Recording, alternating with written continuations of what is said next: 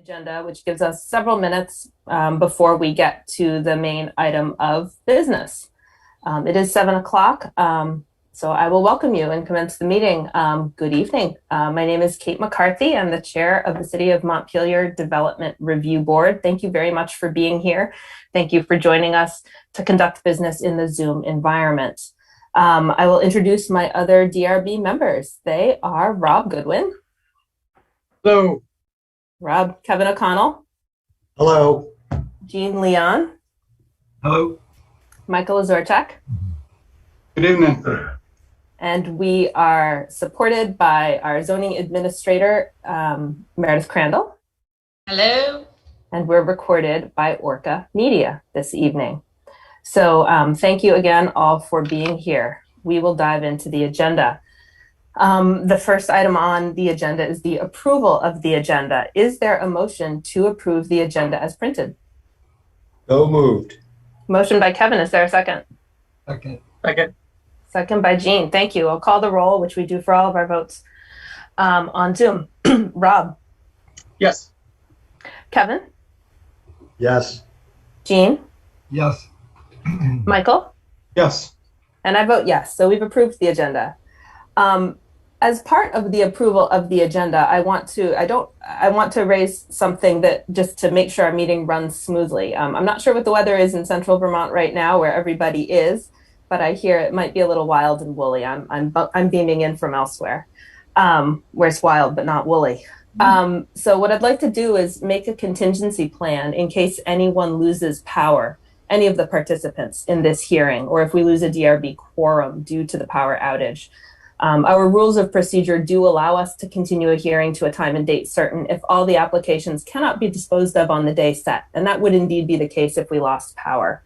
So this is a bit unconventional, but I think useful. Could I suggest that there be a motion to continue the agenda of tonight's meeting to our regularly scheduled July 6th, 2021 meeting in the event that technical difficulties keep the applicant, interested parties, or a quorum of DRB members from participating in tonight's meeting? Is there a motion to that effect? So moved. Motion by Rob. Is there a second? Second. Second by Jean. Thank you. Is there any discussion or questions about that motion or why we're doing it from the board members? No, but it's a good idea, Kate. I fully support it. Thank you. It was Meredith's idea. So credit where credit's due. Thank you. Then we'll vote. Rob? Yes. Kevin? Yes. Jean? Yes. Michael? Yes. And I also vote yes. Thank you all.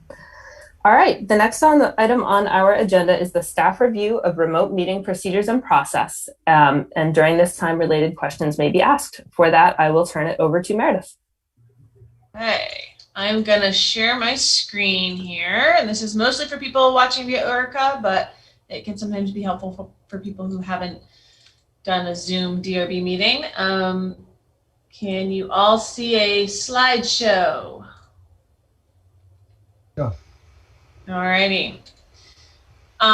So for anyone viewing this meeting via ORCA Media, you can participate in tonight's DRB meeting via the Zoom platform through either the video or telephone access options shown here. So you can either click this link and be able to go in through the Zoom platform, or you can dial this phone number with this meeting ID number and gain access to listening and speaking. You just won't be able to see the screen, although ORCA Media will be showing that screen on your TV.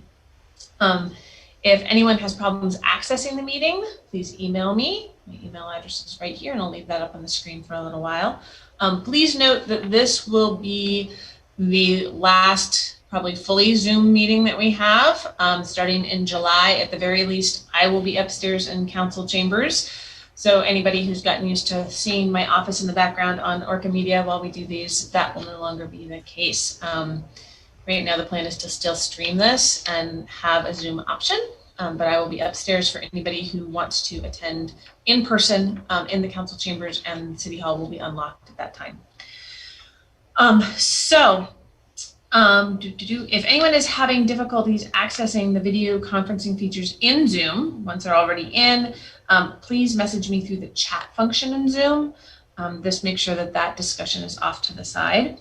And please use that chat function only for those technical type difficulties. The Zoom meeting is being recorded. Turning on your video is optional. Public testimony will be taken verbally.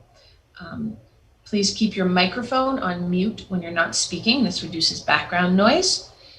And as I mentioned to Allison, since she's on by phone, anyone participating by phone can use *6 to allow you to mute or unmute that, and then also lets anybody in Zoom see that you're muted so we know why you're not answering questions if we've asked them.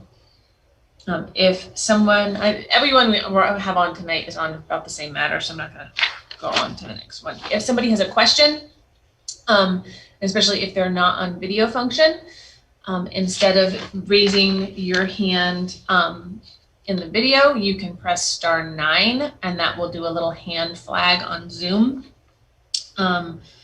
And if for some reason that's not working either and there's a pause, you can also just unmute yourself and ask the chair to speak.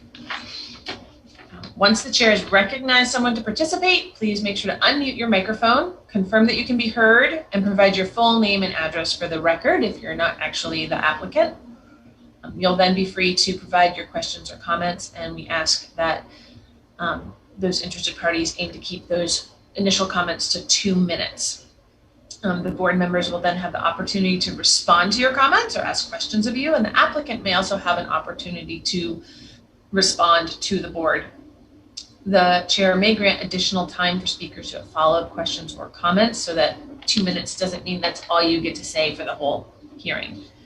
After you have finished, please make sure to mute your microphone again. As Kate mentioned earlier, during this whole Zoom process in general, we have been finding that if it turns out that the public is unable to access this meeting, and technical difficulties due to power outages would count, but it's also if I get emails from somebody who's trying to get in and they just can't, then the meeting will be continued to a time and place certain. If someone is having connectivity issues, try turning off your video or closing other applications on your phone or computer. And for anybody at home or anybody who is tuned in right now and hasn't already downloaded the meeting packet, you can get that here at this link. It's the agendas and meeting minutes page on the city website. And so that's also, you can get there through the How Do I link on the city's main page. All right, I am going to forgot the last thing. Please note that all votes taken during this meeting will be done by roll call vote. I'll now hand this back over to the chair. Great, thank you, Meredith. Okay, the next item on the agenda is comments from the chair, and I'll share 2. 1, there is a position open on the DRB, so please tell your friends. It's a really, I think, important way to contribute to the community, so we'd like to have as many diverse voices and experiences represented here, so please do spread the word. I also want to give my general statement that I've been giving at the beginning of the Zoom hearings, that during the pandemic, during Zoom, we have been conducting our deliberations in a closed deliberative session, and we've been doing this for applications no matter how large, small, simple, or complicated. So should this application move into deliberation this evening, you'll hear us make a motion to do that in a separate non-public deliberative session. And this is something we've been doing consistently for many months. So I want you to just be prepared for that. It's not a commentary on the application. All right, so moving on, our next item of business is to approve the minutes. We have minutes from May 17th as well as June 7th. And we still don't have enough DRB members here to approve the minutes from the 17th of May, but we can approve the minutes from June 7th. I, Rob, Michael, and Jean were all present 2 weeks ago. So I will entertain a motion to approve the minutes of June 7th, 2021. So moved. Motion from Jean. Is there a second? Second. Okay. So of those eligible to vote, Rob? Yes. Michael? Yes. Jean? Yes. And I also vote yes. So we've approved the minutes of June 7th, 2021. Thank you. All right, so we will turn to our main item on the agenda this evening, which is 14 Liberty Street, application from Allison Donovan pertaining to the demolition of part of a historic structure. So here's how I'm going to, here's what to expect. I will swear in witnesses, anyone who wishes to testify on this application. We'll hear an overview of the project from Meredith. We'll hear an overview from the applicant. And then what I'll do is I'll take initial comments from interested parties. We'll do those for 2 minutes each. And during that, if it doesn't come through otherwise, please identify your specific concerns. What that will allow me to do is hold space as appropriate as we then walk through the staff report and go through the different criteria of the zoning that need to be met in order for this project to receive a permit. And I would just say that when we do that part of the hearing, please direct any questions or comments through the chair rather than having parties talking to each other. That's how we tend to run this. Okay, great. So with that, I will swear in the witnesses. Anyone who wishes to speak on this application, please raise their right hand. And I know that the people who are phone only are raising their right hands. And I will ask you to affirm this. Do you solemnly swear or affirm that the testimony that you are about to give is the truth, the whole truth, and nothing but the truth under the pains and penalties of perjury? I do. I do. Great. Thank you. And Brooke, do you expect to testify this evening? Well, I wouldn't be testifying. I was here to assist either with cross-examination, raising questions for the chair to ask, or helping to facilitate my clients to testify. So I won't be providing any factual evidence. Okay, great. Thanks for clarifying that. I usually do kind of loop in everyone to that sharing of information testimony. So if you are willing to agree to the statement that I just gave, that I would appreciate it. And if not, I'll note that for the record as well. Sure. I just don't want to go under oath to mislead the tribunal or any participants that my legal argument or analysis is the equivalent of evidence. Okay, so am I hearing correctly that if you present, you're going to provide questions and counsel rather than argument, for lack of a better word, for or against whether any particular criteria are met? Well, I hope if you're giving me the opportunity to restate facts in an argument fashion. But my point is I won't be testifying as a witness, that's when you put people under oath, because it's the evidence itself that you have to make sure is correct. If I, as an attorney advocating for my client, am restating the evidence, asking questions on cross-examination, that's facilitating the evidence to get to you. So the Secretary of State does not think it's appropriate for lawyers who are acting as advocates to go under oath, because we don't want to mislead the folks making the decision that what we're saying is the equivalent of evidence. I'm advocating for my client based on the information presented.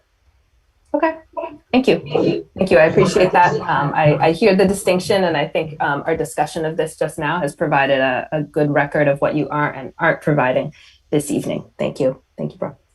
All right, so I've sworn in the witnesses. And now what I would do is turn to Meredith, please, for an overview of the application. Thank you, Madam Chair. So I'm going to try and stick mostly to the procedural overview here. So as you said earlier, the main issue here is we have a proposal that includes demolition of part of a historic structure. And that is why this is coming before the board. We're dealing with the request to demolish a shed that is attached to a barn. The barn is the main entity listed in the National Register of Historic Places, but the shed is described in that description of the barn. And the rest of the application involves moving that barn to another location on the same parcel. If it had been just moving the barn, then that would have been an administrative permit. And there would have been no need for this to come before the DRB. So there's, in the staff report, there are some distinction between which provisions apply to which parts of that project. I do want to make one clarifying point. There's an error in my staff report where I refer to a neighboring parcel as 26 Loomis, having the barn move in front of the 26 Loomis building and closer to that building. It's actually 24 Loomis, which is like a condo that's part of the 26 and 24 Loomis, this part there. It's a carriage barn, so it's really 24 Loomis. Just wanted to get that out in the beginning. I think that's the main part of my procedural overview. Okay, great. Thank you, Meredith. Okay, with that, I will turn to the applicant, Allison Donovan. If you'd like, you can please tell us a little bit about your project. Hi, can everyone hear me? We can. Thank you. Oh, great. Okay. Hi, thank you for this meeting. I applied for a permit to move my barn. I've been living in that house for 16 years, and always knew that there was going to be a barn project coming. I will admit I went back and forth a couple times whether to move it or take it down, but I was happy to be able to get to a point with contractors and financing to be able to move it and save it. So we recently found out that, as Meredith explained, the shed is part of the historic register. So that's why I'm here tonight to petition and request being able to demolish the shed before moving the barn to a different location in the yard. Great. Okay. Before I go on, I'll see, do DRB members have any questions about the basics that we've heard so far? There will be, go ahead and unmute there, Kevin, please. Well, thankfully, we're not probably going to have another year and a half to practice, so. Yeah, I guess you're right. I should It's have okay. learned by now, wouldn't you think? It's okay. So anyway, I get just very quickly, I know it's in the application, but what is the dimensions of just the shed? I think the dimensions of just the shed is 12 by 28. 12 by 20. Thank you. That's it. Thanks. Good. And we'll get into some details for as we continue on, but that gives us a sense of scale. Thank you. Okay. So what I'm going to do next is take some initial comments from interested parties. And would you just do me a favor and raise your hand if you're maybe a neighbor or someone else who's interested in this who might like to speak. So I'm seeing Amanda and company, as well as Steamer Walk. Great. So I believe that the Steamer, and Courtney Muriel O'Connor as well. Sorry? Just Courtney. Okay. So Meredith, as far as order, who logged on first? Do you recall? Steamer did. Okay, so that's what we'll do. We'll go Steamer Walk, we'll go Courtney, and then Amanda Aldridge. So what I would do is I'd invite you to introduce yourself. Please provide your address and take about 2 minutes to tell us what you'd like to say about this application. And if you have specific concerns, please note them so that we can, as appropriate, revisit them as we go through the staff report, which is what we'll do after. So please go ahead. Thank you. My name is Stephen Walker, Steamer as I'm known. This is my wife, Judy, next to me. We've lived at 12 Liberty Street since 1973 and have watched the deterioration of the shed mostly and somewhat of the barn. And I would just like to point out that the shed was apparently added several years after the barn was built, and it really is just an appendage to the historic structure. It's old, but it's not historic in any way, and it's about to collapse. One year, early on in our tenure here, snow came crashing down from the roof of the barn onto the shed roof and broke all the beams in the roof, and that should have been taken down then. But we support the application. We'd love to see it rehabilitated and moved, and that's all I have to say. All right. Thank you very much. And you are both welcome to speak if Judy, you'd like to say anything. I'm fine for now. That takes good care of it. Okay. Thank you. Thank you for your testimony. So I'll turn next to Courtney. She'd like to unmute and take about 2 minutes to. And Kate, if I can just jump in, because I am representing Courtney and Amanda just very briefly, and then I'll let them speak about their specific issues. But we're very concerned about the demolition of historic structures in section 3004D2, because it gives the board the opportunity to determine one of two things that would allow demolition of a historic structure. And I don't believe from the materials that we have reviewed that either there's evidence for either prong of that determination. I don't think that the applicant has met their burden of production, even no less the burden of proof here, to either prove that the rehabilitation of the structure or portion thereof would cause undue financial hardship to the owner, or that the demolition is part of a site development plan and design plan that would provide clear and substantial benefit to the community. Notwithstanding the staff recommendation, which obviously doesn't have benefit of the evidence presented at hearing, it's very important that the board focus on that being the job, and the evidence that's been presented has not provided any information such as the factors that you are to utilize to determine those two questions. So that's legally where I think the application is infirmed. But now I'll certainly let Courtney and Amanda speak to the impacts and the concerns that they have. Okay, thank you. Courtney, go ahead. Okay. Yeah, thank you. I'm very focused on that section of the URD as well. And I agree with what our counsel said about having met the burden of proof regarding undue financial hardship. And I also see that in the greater context of Montpelier generally, the state of Vermont, et cetera, in terms of the policy goals and the themes that run throughout regulations and legislation about what we want here in the city of Montpelier and generally in Vermont, and which speaks to the second half of 1B in terms of any substantial benefit to the community.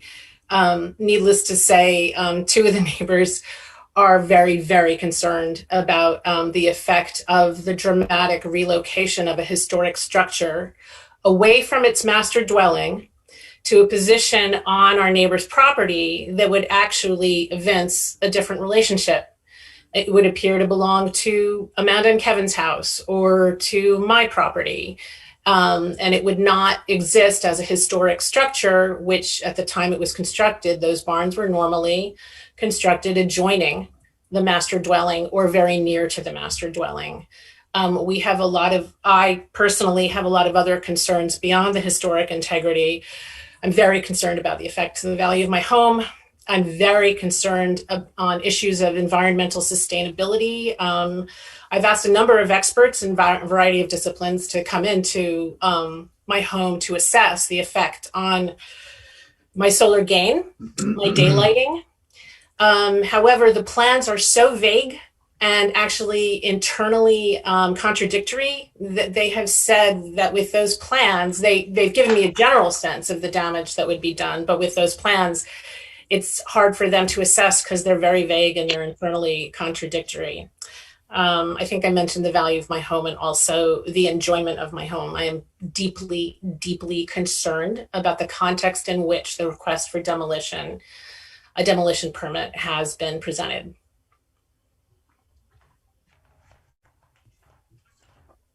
Thank you. We'll have a chance in a minute for DRB members to ask questions of the things you just said. But for now, thank you. And I will turn to Amanda to take a couple of minutes as well for any comments she would like to make. Hi. Just trying to. Okay. Hi. Hi there. So I live at 18 Liberty, and my home is diagonal currently from the barn, and the prospect is to move the barn behind my house, and the barn is almost as big as my house, if not as big as my house, and it would block my kitchen windows and my dining room windows and potentially my daughter's window to her bedroom that's already blocked by a house on the other side, and our bathroom window upstairs as well. I have concerns, obviously, like solar gain. Our house is a beautiful, bright house right now, and that's going to completely change. It's not, it would be awful. It would definitely affect the property value, and it would definitely affect just my overall enjoyment of my home, and my plants' enjoyment of my home. Yeah, I also feel that the plans aren't very accurate. Like, I feel like they don't look dimensionally correct. Like, if you look at them, like, it makes it seem like the barn's going to be further away from my house when it's going to be like right up against my house, which is really scary to me. Yeah. And all the stormwater runoff. Oh yeah, and the stormwater runoff is potentially a huge issue because we already have issues with water going into our basement, and I'm really concerned about that. Yeah, sure. Hi, sorry, I don't mean to interrupt. My name's Kevin You are welcome. You're welcome to join us. Sorry, I interrupted you. I am Amanda's. We finally got married after 4 years of engagement, but so we have been living here for a little bit. We've been in Vermont for 6 years. I do have a few different concerns regarding the movement of the barn. Looking at the stormwater runoff, you know, I do have some concerns about with such a large structure with a standing seam roof and us as, you know, technically actually a more historic structure that was built earlier than the barn itself. And we have a dry stone laid foundation. The amount of groundwater that we're already dealing with close enough to a floodplain or flood zone is going to be greatly exacerbated by a large structure that is then draining water here. You know, beyond all of the other reasons that Amanda came up with, just now that we're all extremely, valid and everything else, the big thing that I'm worrying about is the structural safety of my own home. And, you know, going forward, the idea that this whole motion is over the idea of a historic home when the home that is in jeopardy is actually technically older than it. I don't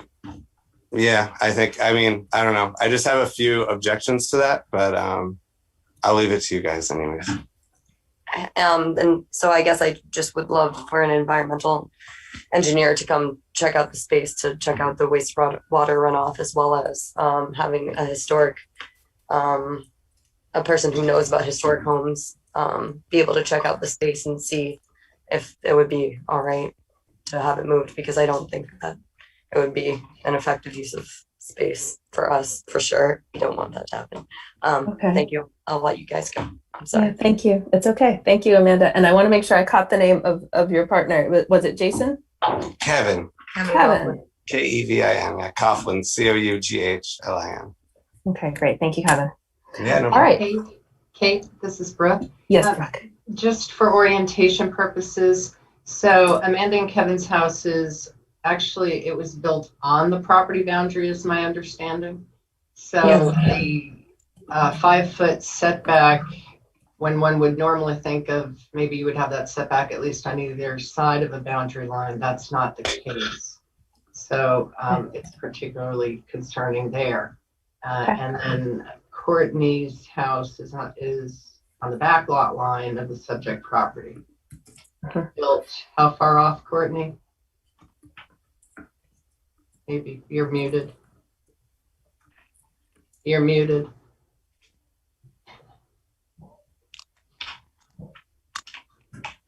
Sorry. So the setback is 10 feet and my house is 3 feet from the property line. my concern is not wastewater, but a massive concern about solar gain and daylighting loss. Yeah, they're saying wastewater, they mean stormwater. Sorry. They said stormwater. Sorry, I made the mistake. No, sorry.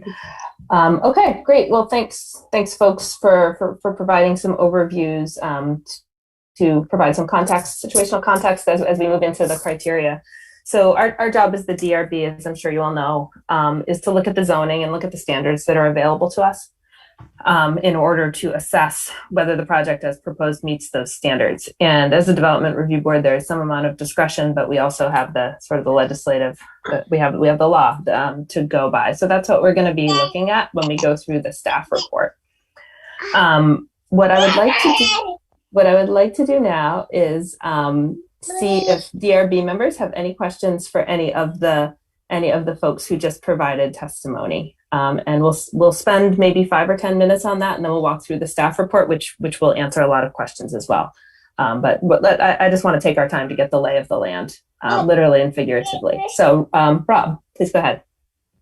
Just for the record, there could Amanda and Kevin just like describe and point out which house is theirs. Sure. Maybe Meredith, could you share the site plan with us, or one piece of it? This is the part of the meeting where I put Meredith on the spot. Thank you, Meredith.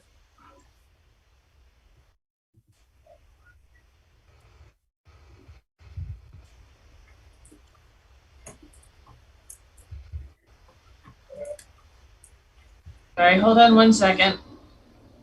My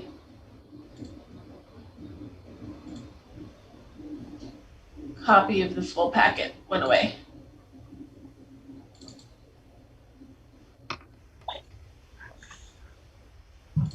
While you're doing that, I'll welcome another DRB member who folks haven't been introduced to yet. Joe Kiernan is on the DRB.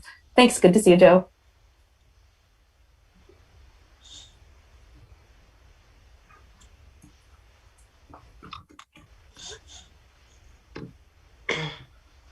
I do have a question.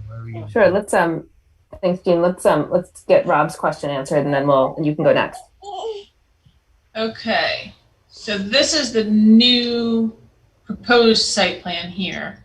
And I believe that Amanda and Kevin's house is here, right here. And this is Courtney's. So this is, what the site plan says. It's not a surveyed site plan. Go down, it says Karen's house and Pink house. Pardon? If you scroll down to the next page, it says Karen's house and Pink house. I just wonder which one is which. Maybe you go down another page. Our house was 21. Karen's house. Yeah, so Amanda, your house was Karen's house. Yes. Yes, so that was. Perfect. Thank you.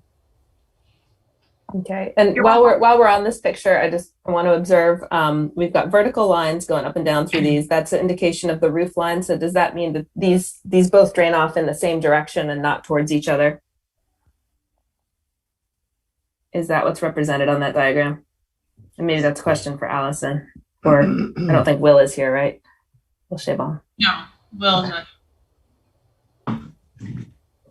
Okay, we can leave. Looking at Google Earth, yeah, that's the peak of the roof line there. Peak, that is the word I was looking for. Thank you, Joe. Great, appreciate that. All right, Jean. So I just have a question for the applicant. So what is the gain of, rather than revitalizing or restoring the existing historic barn, removing the shed because it seems like it's a hazardous at this point, as your neighbor suggested, what is the gain of moving it rather than restoring it in its present location? Hi, can you guys hear me? Yep. Yep. Okay, great, thank you. Well, this barn has been a long project. Talked to the credit union, the Police Credit Union about it several times. I'm gonna pause you if I can, Allison. A couple folks are having trouble hearing you. It's just a little blippy. the way that cell phones can be. So if you wouldn't mind trying again, and I don't know, maybe hold the phone a little closer to your mouth if you wouldn't mind. And you Can you said, hear me? Yes. Can you hear me? Yes, and I heard you say the barn's been a long project and you were talking to the credit union. Go ahead, thanks. Here. Basically, I can't get along with in next 16 Liberty, I think, has encroached on my property. Allison, I'm so sorry to interrupt you again. I don't think it's your fault. I think it's a technology issue. Some folks can hear you and some folks can't. Let's see. I'll look to Meredith. Do you think it's useful for Allison to hang up and call back in, or? Yeah, I mean, Allison, is there any way you can get to a landline instead of a cell phone? Unfortunately. Oh, yeah, no, the connection isn't. It's not getting better. It's getting worse. And we're going to blame it on the weather. Yeah. These things do happen. Tell you what, I think this is an important question, and I don't want to miss a complete answer. I'm going to propose the turn it off and turn it back on again method of technological repair as the best thing I can think of. So Allison, I'm so sorry. Would you be willing to hang up and call back in, and we'll give that a try, and we'll hold your thought and the question until you're able to return? Thank you. Sure. Thank you. Thank you, everybody, for your patience.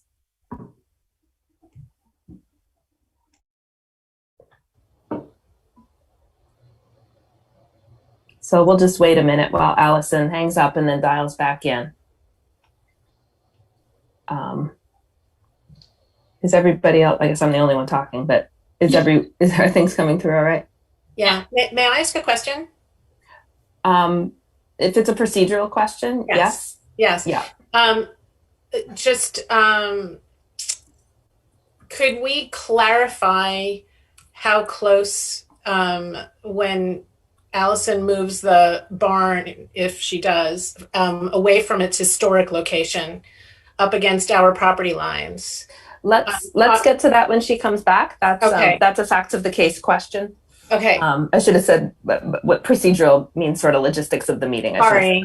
That's okay. That's all right. We'll make sure that there is space for that question. Allison, welcome back.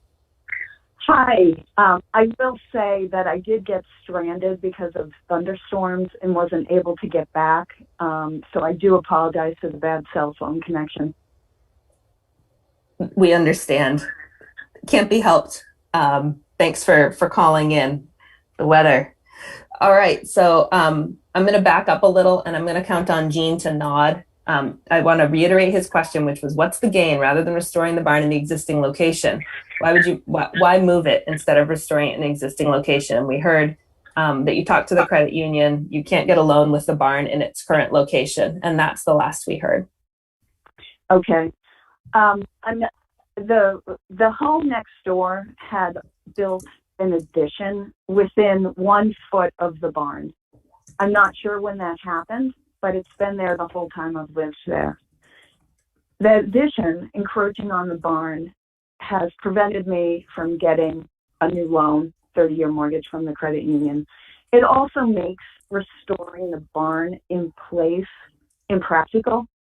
And if it had to stay in place, more expensive. You cannot paint the backside of the barn because of the proximity to the house next door. And also I can't get a mortgage with it there. Okay. Thank you. We heard you. That worked. Thank you. Thank you very much. Sure. Do you have cost estimates, Allison, for what it would cost to restore the barn in place compared to moving it to restore it? I don't have those exact numbers. Okay. Okay. Okay, thanks. So I'm going to proceed with having DRB members ask any clarifying questions from anyone we've heard from so far, and then we'll do that for a few more minutes and then go into the staff report. So do DRB members have any more questions?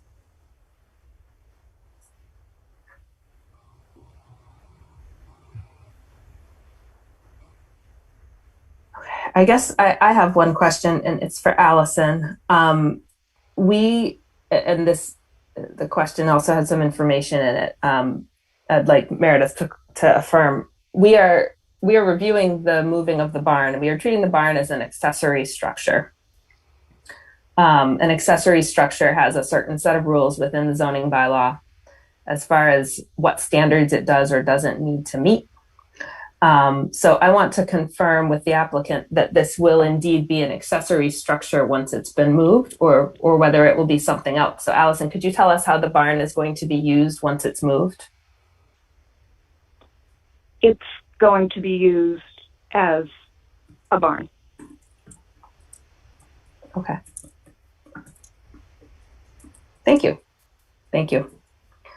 Other questions from DRB members? Rob, you want to unmute? Yeah, I got a follow up to that. Sure. So a barn, is that a listed use? Like what? Maybe Meredith can help out. What the planned use is for for this? I'm guessing not residential is what she means by the barn, but. So is that a question for me, Rob? Yeah, you can answer it first of what the proposed use would be. Well, do you want to propose what the barn is being proposed to be used as, or how the regulations deal with barns? Which of those? The regulations question is for you. The maybe a little elaboration is for Allison. Do you want me to go first? Yes, please. Okay, so a barn is one of those items that is specifically listed as a accessory structure. So this is not something that is listed in the use table, right? It's in section 3003. When you look at the accessory structures and uses within setbacks for principal buildings, it's under figure 3-07. And these are just examples, but the garages, carports, it says pole barns, but it's a barn, and similar large accessory structures. Right, so we have all sorts of uses that are accessory to residential uses. Parking, a garage, a storage shed, a barn. These are all dealt with as accessory structures, in that depending on how they fall into this chart, they may not have to meet the principal structure setbacks or other principal structure dimensional requirements. But this is not something, the barn, if the barn had another primary dwelling unit in it, right? If it was being converted and going to be used as a new third dwelling unit, it would no longer really be an accessory structure because it's being used for the primary use on the parcel as a whole, which is residential. But even a commercial entity might have some accessory structures, sheds and things that would fall into these categories. Okay, thank you. And the applicant previously did state that it would be an accessory structure, so that's good enough for me. Okay. Thanks, Rob. I see that Kevin's unmuted. Did you have a question, Kevin? No, I'm sorry. I was scratching. Okay, you unmuted. Allison, did you want to clarify anything based on Rob's question just now? No, okay. Thank you. Thank you. All right. Brooke, I see that you have your hand up. So I think what I'm going to do is take your question, see if I have other questions from DRB members, and then we're going to move into the staff report. So please go ahead, Brooke. Thank you. I had a question because while maybe a 30-year mortgage for refinance couldn't be obtained, it appears that the materials that were provided to the DRB from the credit union indicated while you're not going to qualify for a 30-year refinance on this, they actually did provide a credit line to equity loan for the moving of the barn, it looks like $50,000. So it doesn't seem to be accurate to suggest that financing couldn't be obtained. It just maybe would not be the most advantageous financially. Perhaps I could. Oh, I didn't mean to interrupt you. Sorry. If that could be clarified, because the materials seem to be at odds with the notion that this can't be, no loan could be gotten to do anything. Okay. So, Allison, could you please clarify? I would note that in the application materials, there is discussion of the 30-year mortgage that couldn't be obtained for the whole property. There's discussion of the line of credit that was, and which I maybe you could tell us why that was granted and how it will affect your financing on the parcel overall. Yes, that's accurate. I can get a home equity loan to move the barn, but I cannot get a 30-year mortgage because of the encroachment issues of the home next door. So does that mean that if you wanted to refinance your home, or if you were selling your home and someone else was trying to get a mortgage, that it would not be possible to get a mortgage? Yes, that's it, exactly. Okay. Okay, and I will acknowledge that these questions stretch a bit beyond what we usually ask about at the DRB, but because one of the tests having to do with demolition of a historic structure is the financial burden, it's not the exact word, but that is why we're talking about this. So, okay, thank you. So I'm going to, Amanda, I see you have your hand up. I'm going to check in with DRB members before I come back to you. So DRB members, do you have other questions? It's for clarifying that, Kate, on the last. Oh, sure. That was a team effort between Brooke's question and Allison's answer. Thank you. Okay, so I'll take Amanda's question. If it generates questions from DRB members, we'll do that. But otherwise, I'm going to move to the staff report after that. So Amanda, please go ahead. I just had a question. So I understand not being able to get the 30-year fixed mortgage. But does the barn actually have to be, could the barn be moved 1 foot over, or can the barn be moved in a way that it wouldn't be so damaging to Courtney and I's experience of life? And then beyond that, could we get more clarification about potentially more information from the bank about what needs to be done?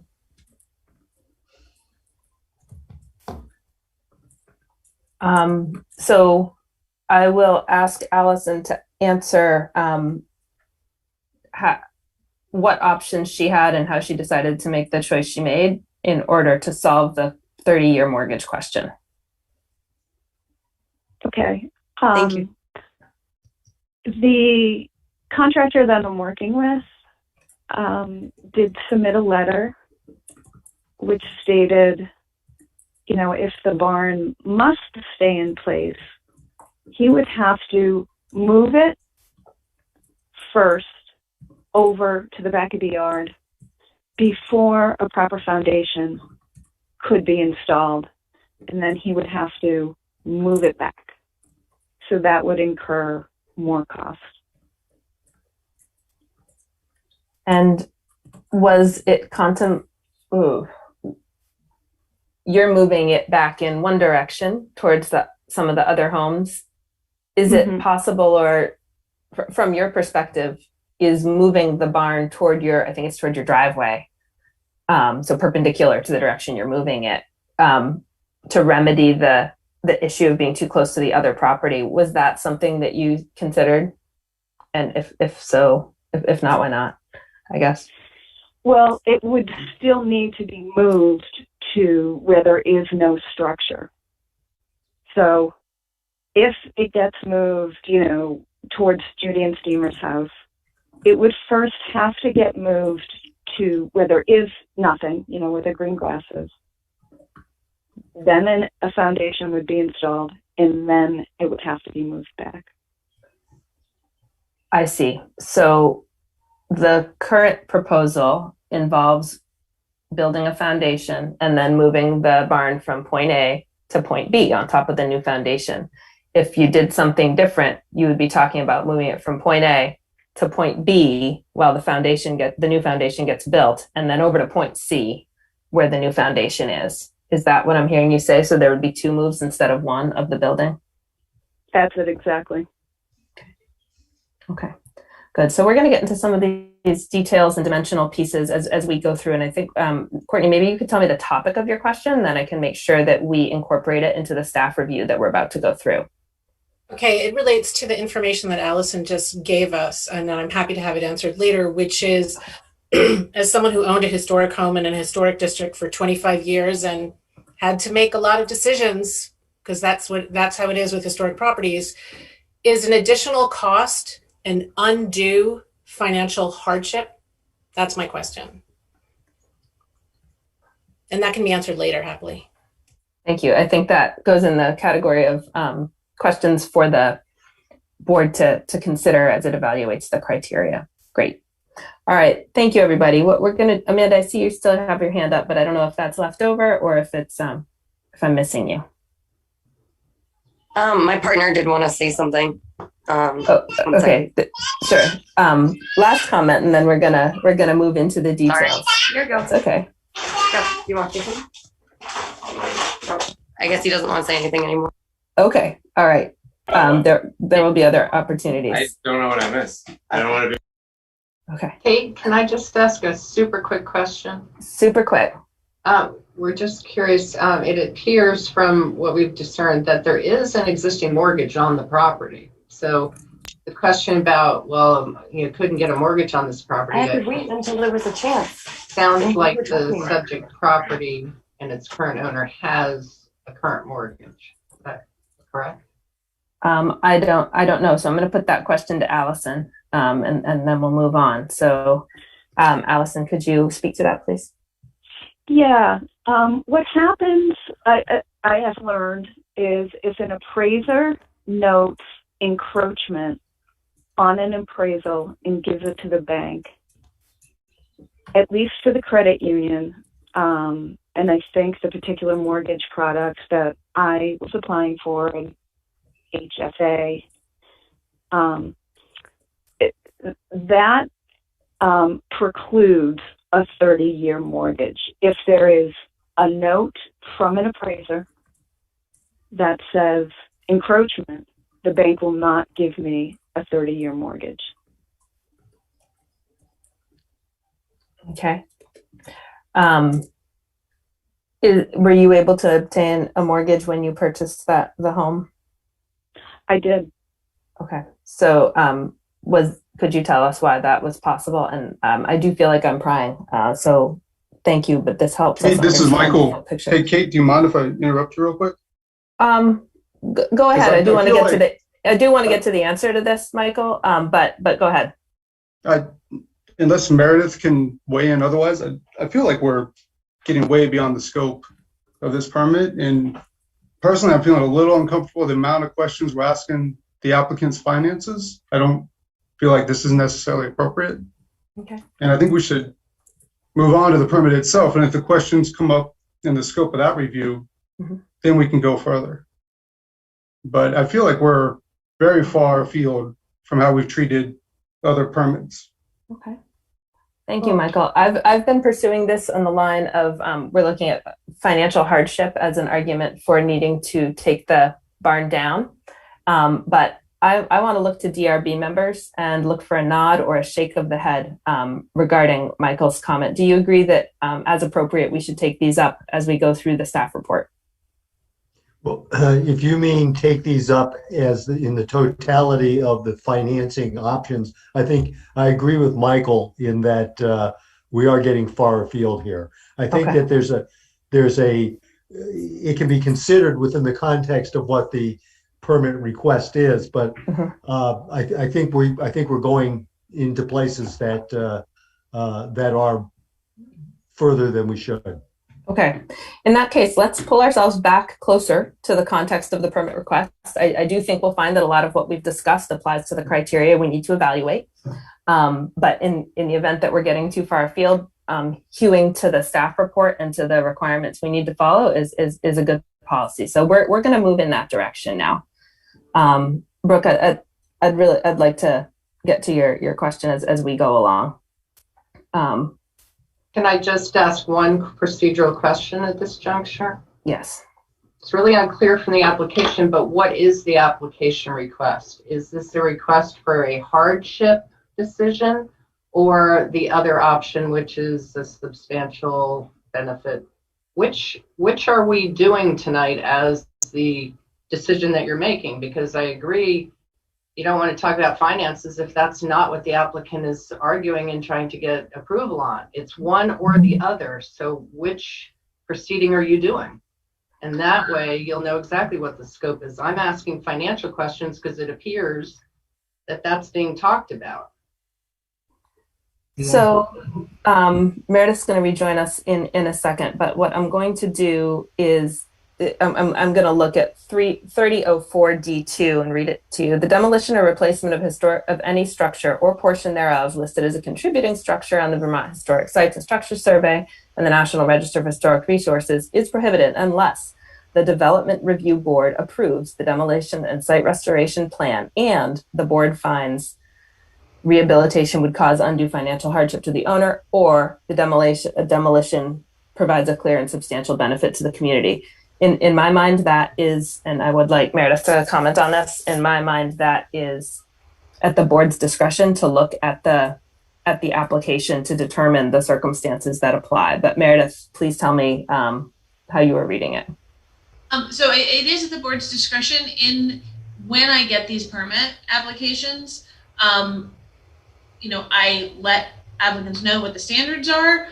In general, the financial burden has, to some degree, a little bit clearer scope of what goes into that, even if it is a really long list and the board has an opportunity to just consider all of those elements. And so I have just found over time that is where applicants tend to be able to have information that they can present to you. But you have the option to look at it either way. The applicant doesn't necessarily have to pick one or the other of those, as long as in the application and during the public hearing process, you get the evidence you need to decide whether or not they fit either of those options. Either, both, or neither. Yes. Okay. Thank you. So what I would like to do is move to the staff report, and I'm going to start the staff reports in order of the zoning bylaw. I'm going to start with the demolition piece because the application is for the demolition of a historic structure. So if that pleases the board, I'm going to look to my board members for a nod. Shall we get into that? Thank you. Okay. Yes. All right. So the part of the staff report that I'm going to walk through begins on page 4 of that staff report. So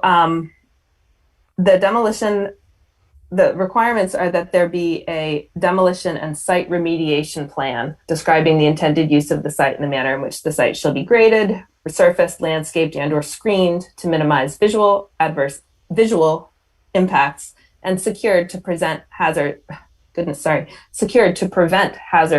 to public safety and adjoining properties.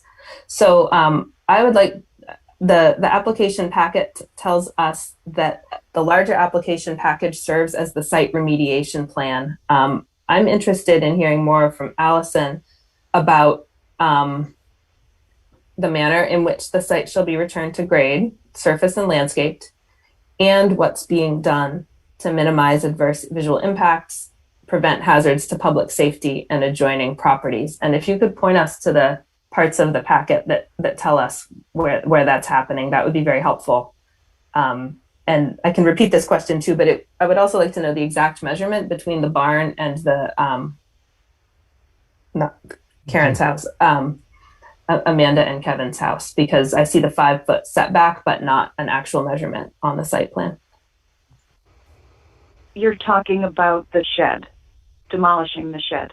Sorry, I'm talking about. Oh, Meredith needs to speak up because I think your question. Yep, go ahead, Meredith. We are just evaluating the demolishing of the shed at this time. That provision is just about demolition of the shed. It has nothing to do with actually moving the barn. Thank you. Thank you. I misspoke. I conflated. So we're talking about the removal of the shed. So yes, please do elaborate on what the demolition and site remediation plan are and what's being done in the demolition of the shed to prevent hazards to public safety and adjoining properties. And I'll turn that over to you, Allison. Well, the contractor that I hired, I have told him, you know, obviously it's a tight site. We need to make sure it's very quick. The materials are removed quickly, but I don't think I included that specific remediation plan in my application. I don't have those specifics in the application right now on exactly how it will be done, what materials will be used, and the procedure that will be followed.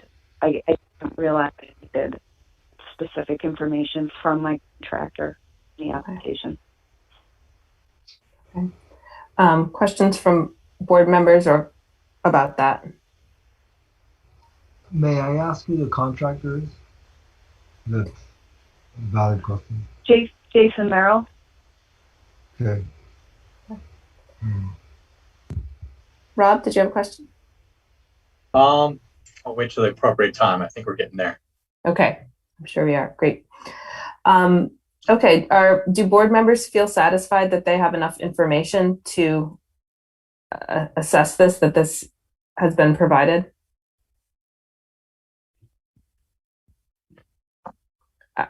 I feel that I need to, yeah, go ahead, Rob. Well, I just wanted to point out, I would note that I think any reference in this process to there being an encroachment or a property line, I just would say that I don't feel like the information will be provided tonight, the qualified people tonight, to be able to consider that factor has anything to do with financial hardship, because that's not something that appears to have been determined by professional, and that may be irrelevant. But I've heard the word encroachment. I've heard a letter from the bank, but neither of those processes have put into the record as a fact that that there is an encroachment over the property line.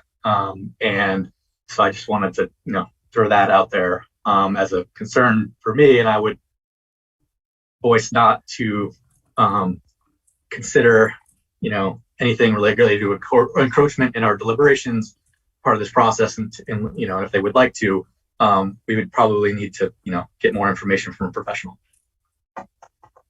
Okay. And by a professional, are you talking about, are you interested in seeing a surveyed a site?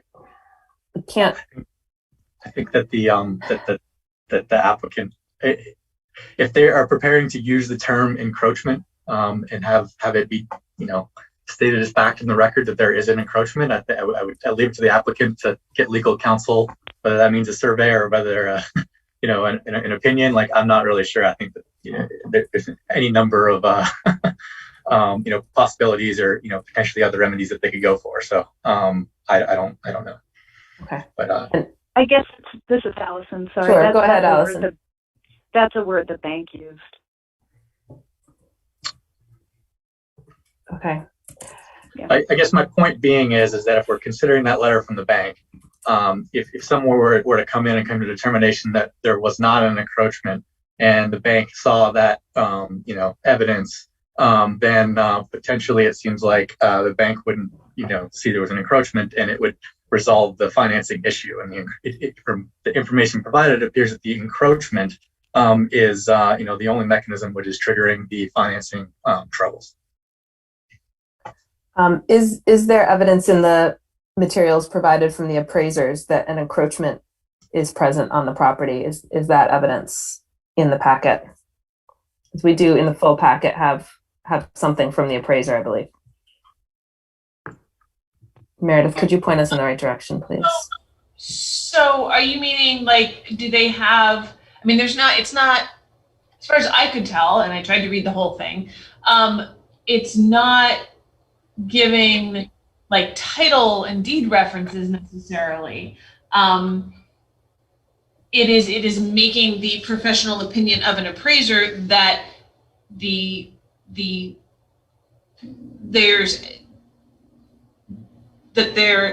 a violation of the zoning regs in how close those two buildings are. Because that's what an encroachment is in the terms of there, as far as I was able to tell. I'm not an appraiser. I don't have that training. I think my suggestion would be, and this is not saying that what Rob said doesn't have any validity whatsoever, is to make sure that the board looks at all of the different factors to be considered when making the financial hardship determination. There's a whole long list of them. Mm-hmm. But I do, I think that the encroachment as termed in the appraiser's report may be a term of art that they mean. I don't know. I mean, okay. Term. I honestly I don't know what those standards are. Okay. Well, let's be careful not to speculate on that. I would like to keep moving through the criteria, because there will be the financial hardship test. Right now, what we are looking at is, my documents here, we are confirming that the application includes certain pieces. We haven't gotten into the criteria yet. And so what I'm hearing from DRB members is there's some question as to whether we have sufficient information in this demolition and site remediation plan.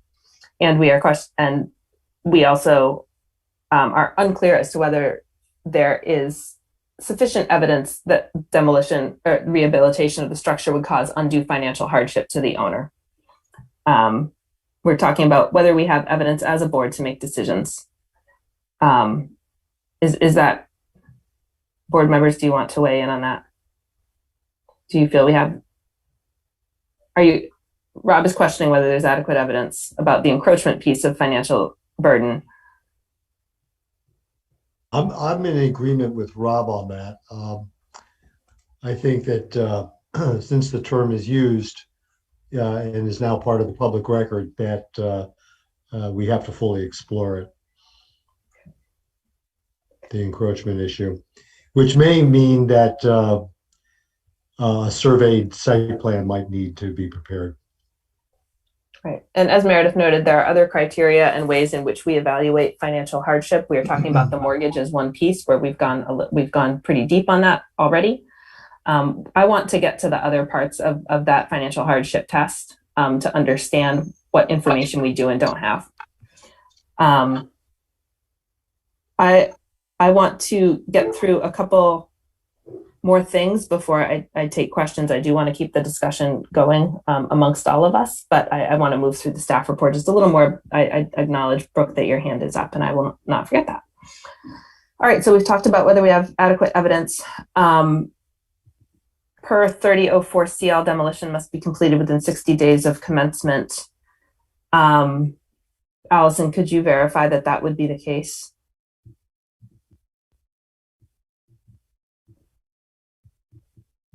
That the building would be demolished within 60 days and removed within 60 days of commencement?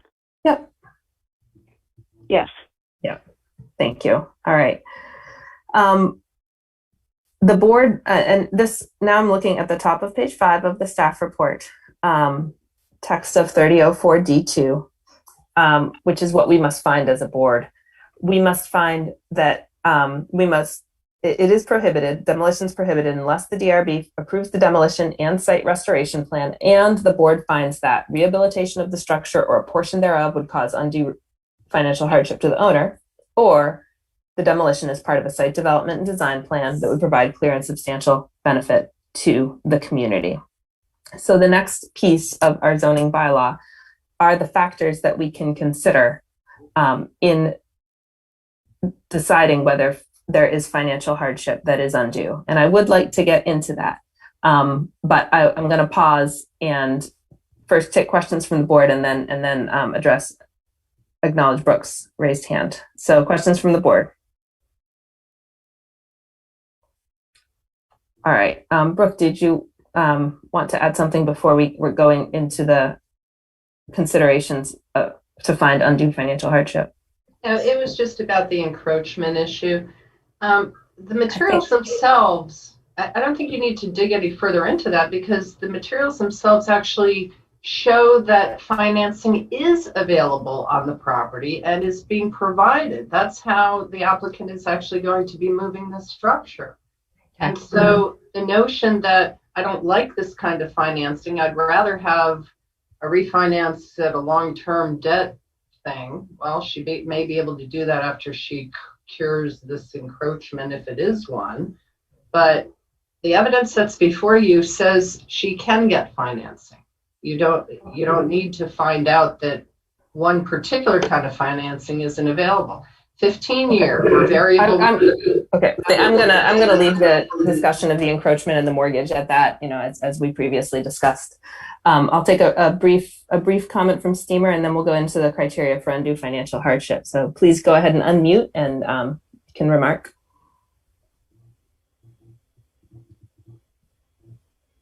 Got it.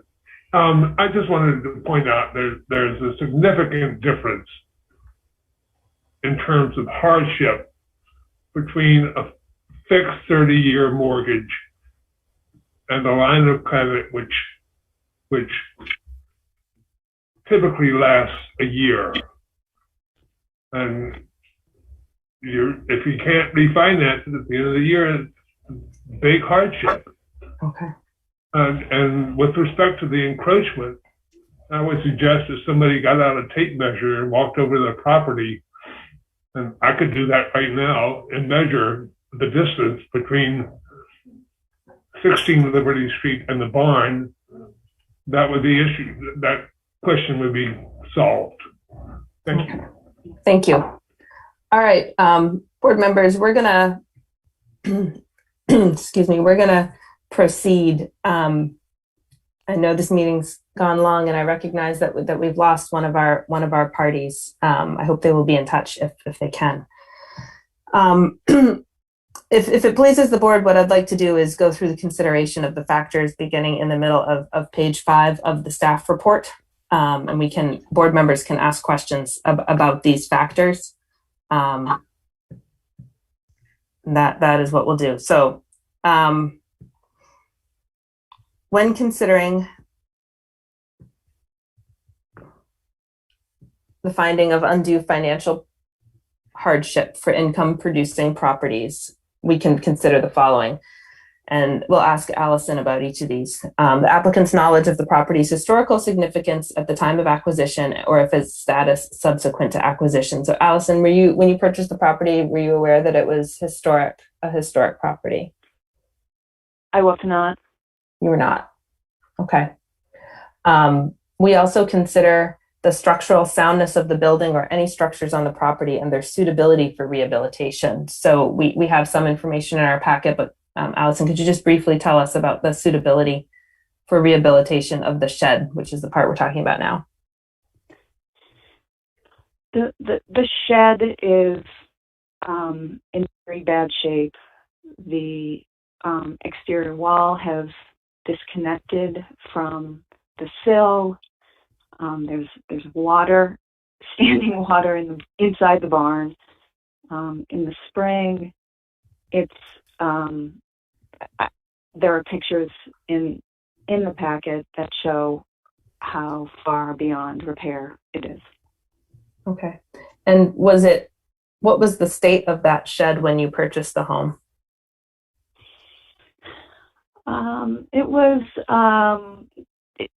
It was not in such bad shape, but it was never fully attached to a sill or really a usable space. Okay, thank you. If the shed were to be rehabilitated, and made beautiful and sturdy, what would there be, what would the economic impact be on your property?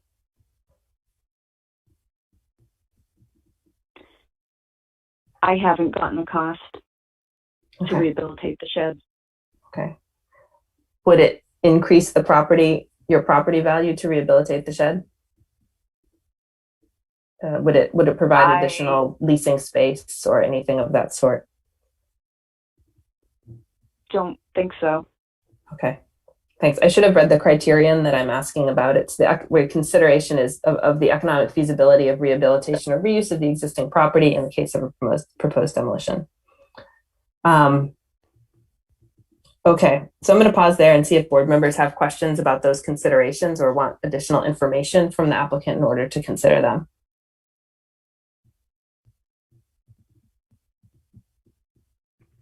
I'm gonna...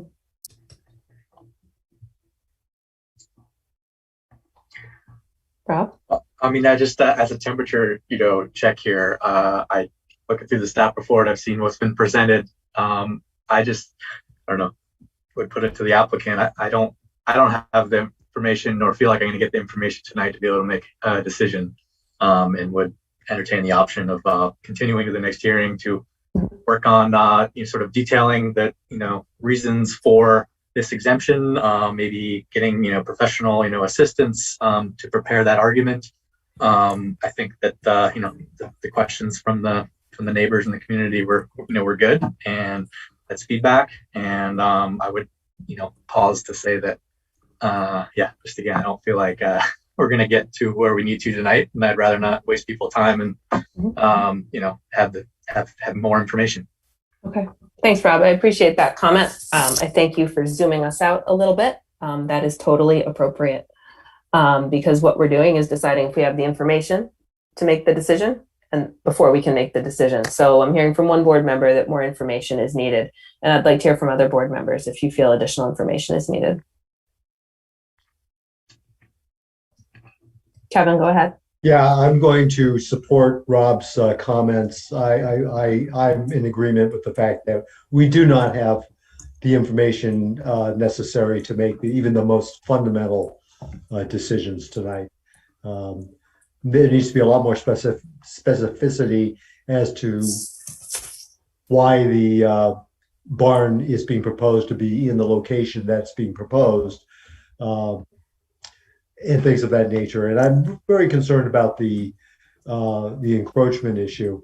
I think we need to have a much better idea as to what the actual border lines are. Okay.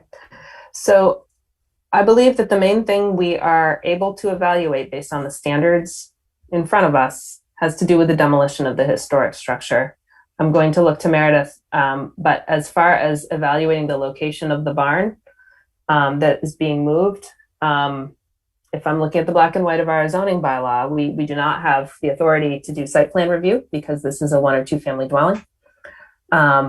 We do have, as part of the application, site plan for the future location. If that's going to, that should have more detail on it than what exists. But Meredith, chime in here. Go ahead. I'm sorry, because you said site plan in 2 different ways. Oh, no you're right. I did. But if you're concerned with regard to the getting a survey so that you can judge the financial hardship aspect better, that's separate. I would just not use the site plan language for that. For moving the barn, there are other provisions to be weighed that we haven't gotten into at all, that are in the chapter 300, that are mentioned in the staff report that we haven't discussed yet. So go ahead. Let's get to that in a second. So what I'd like to do is I would like to let DRB members identify what additional information we need to evaluate the demolition of the historic structure.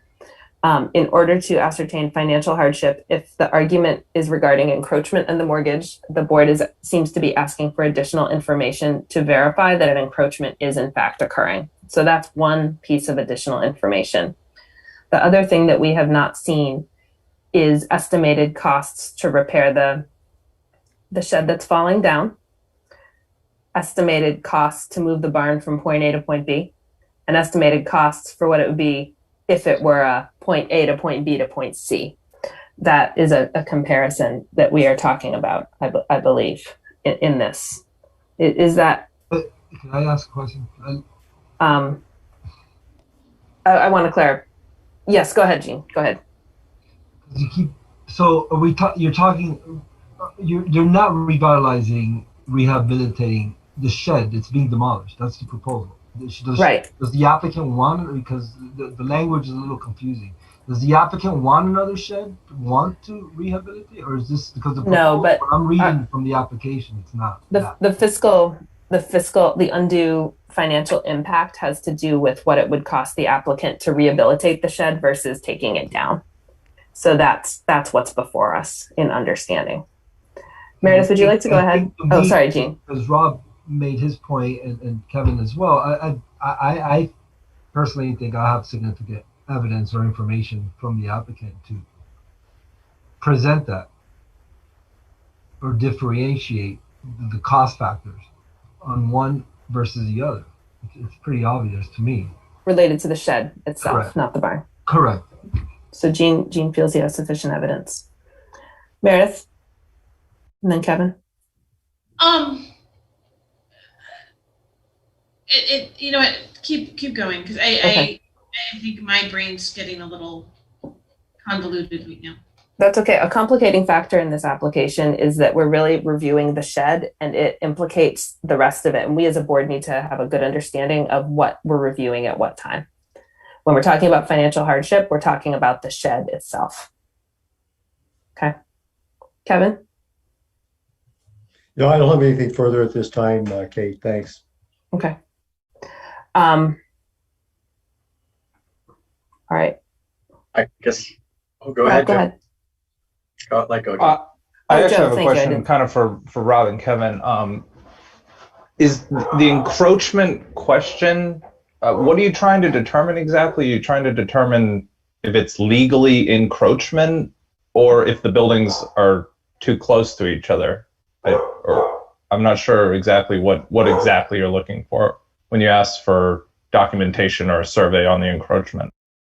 Right, because those could be two different things. The buildings could be too close together without there being a step over the property line, or there could be a step over a property line and buildings that are too close together, is what I'm hearing you say, Joe.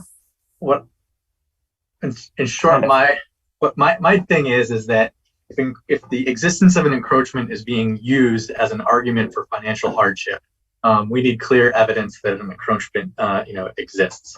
I don't really care actually if the survey comes to us or not talking about the encroachment. I just think that, that remedy due diligence needs to be done with the bank to evaluate whether there's an encroachment or not, and whether, financing maybe could actually be obtained, because there might not be one. I don't know. Okay. I just looking at the pictures I've provided to us. I mean, it looks like maybe a squirrel could get through between these two buildings, but I certainly couldn't. And I don't know. I guess I don't know why they look like they're too close together. I mean, the eave of one house is over the roof of the other house, for the barn, I guess. The barn of the eave is actually over the addition of the house next door to it. So I don't know. That just seems like encroachment to me. Sure, but I think that what's also part of this process is that there could be additional rights or something out there that would also satisfy the bank's concerns. But I really don't want to get into the weeds on this. I think that it's just the very specific. If that terminology and word is going to be used and relied upon in order to talk about financial hardship, we need facts on it and whatnot. So. And that's an if. That's something that we have paid attention to as board members, and other witnesses as well have talked about the encroachment. It may be that the applicant chooses to make a different line of reasoning and argument as to the financial hardship and that is up to the applicant. So what I'm hearing is that when it comes to the demolition of the shed itself, which is attached to the barn, so it's hard to separate the issues, but when we're talking about the demolition of the shed itself, we as a board would like additional evidence that it is a financial hardship to repair the shed in place and we've heard some descriptions of why it's in bad shape, but we haven't seen numbers that show what makes it so difficult. So, hey, Kate, can I interject real quick? This is Michael.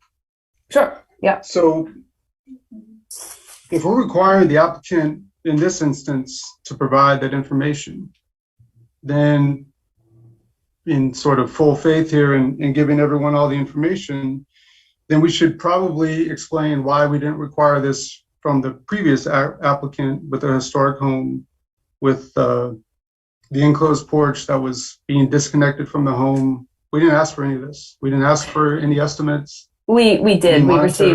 We received verbal testimony from a contractor that had been hired and had assessed the property, and that verbal testimony. Well, but if we're going to this evidentiary level here with other members, a verbal, I'm sorry, but a verbal confirmation from a contractor whose skills and qualifications we didn't ask for, nor did we inquire how did he get to that number. All he said is it was going to be cost prohibitive.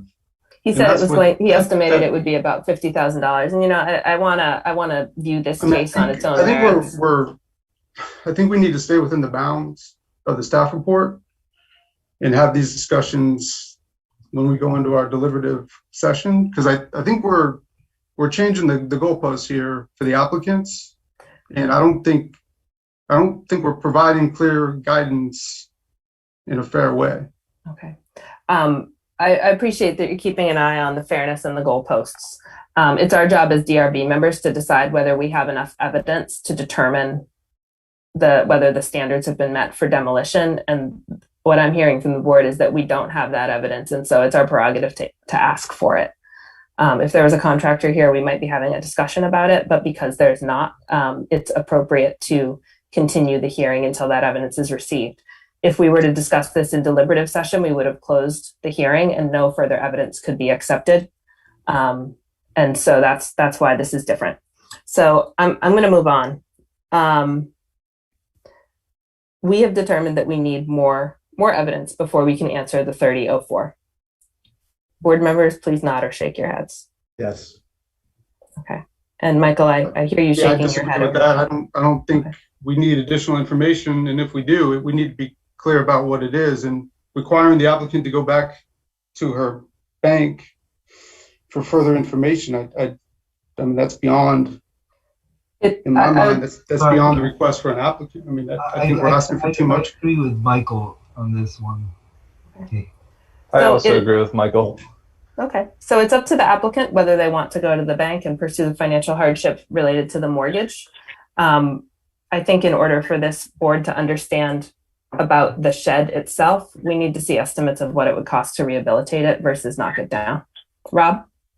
Yes, I would just, for the point of discussion, maybe moving things forward, make a motion to continue this hearing until the July 6th regular meeting of the DRB, to give the applicant time to provide additional information on their financial hardship or any reason of why this demolition of the shed should be approved under the sections also adjacent to financial hardship. Okay, there's a motion from Rob. Is there a second? I'll second it. There's a second from Kevin, and now we can begin discussion. Yep. I would like to note that it could be a good use of our and other folks' time to look at the other pieces of the staff report and close the hearing after we've had a chance to look at the general standards. That would be my preference, but I'm interested in knowing the will of the board. That's my preference. I've been just waiting for you to say that and continue in going through the staff report before motions are even. Yeah, I think it's good that we had the motion in order to get the discussion going, but I would support continuing through the other criteria. Okay. So we have a motion. The motion can either be withdrawn or we can vote on it. I'm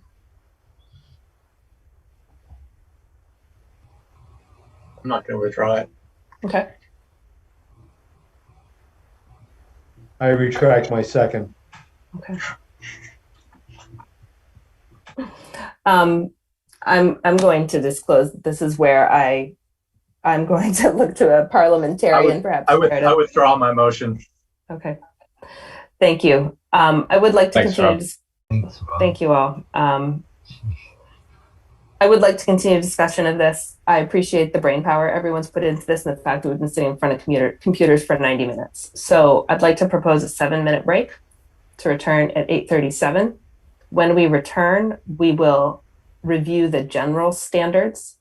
As we enter that part of the discussion, I'm going to again put Meredith on the spot and ask her to clarify for us the way that we are reviewing the accessory structure as distinct from the demolition piece of things.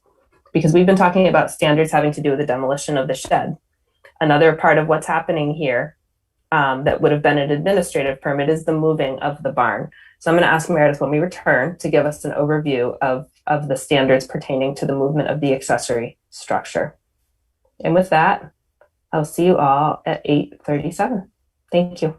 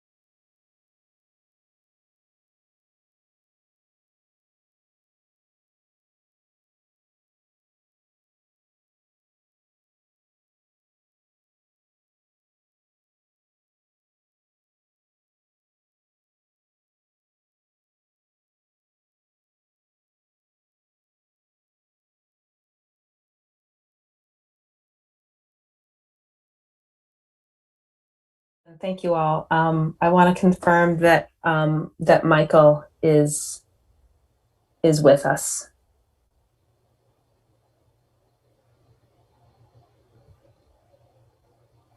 Michael, are you back? Okay, I see Amanda. Thanks. I want to confirm, Allison, are you back? Yes, I'm here. Thanks. And I'll ask again if Michael's back.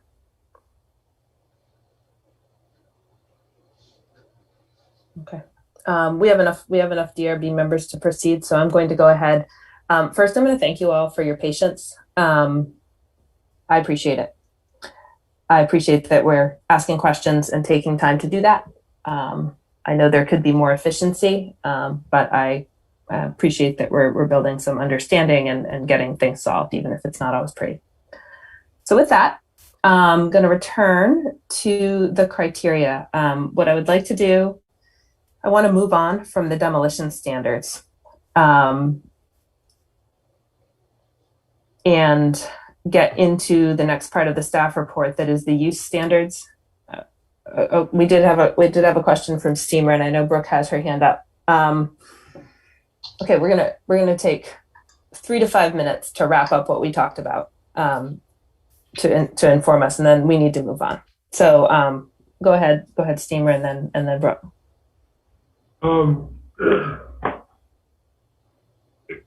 It appears to me from reading Section 3004 D2 to 4 that only relates to demolition of an income-producing property, and this is clearly not an income-producing property.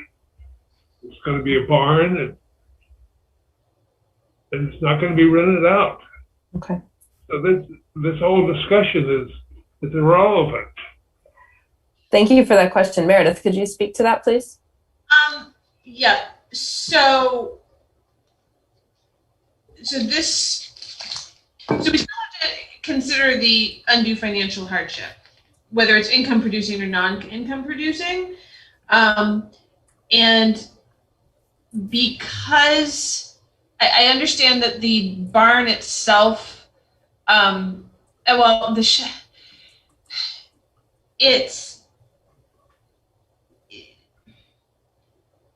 the property, part of the property is being rented out. I mean, maybe Allison is because I can't ask Allison questions. There's not a really good definition of how to make that differentiation, but there is at least part of the parcel as a whole that is used to bring in income. And that's why I voted to go with that standard in the staff report. If the board, the staff report is suggestions. If the board is free to review the entire provision and say, oh, this is what you said we should use, but we really think you should be using the non-income producing properties standard.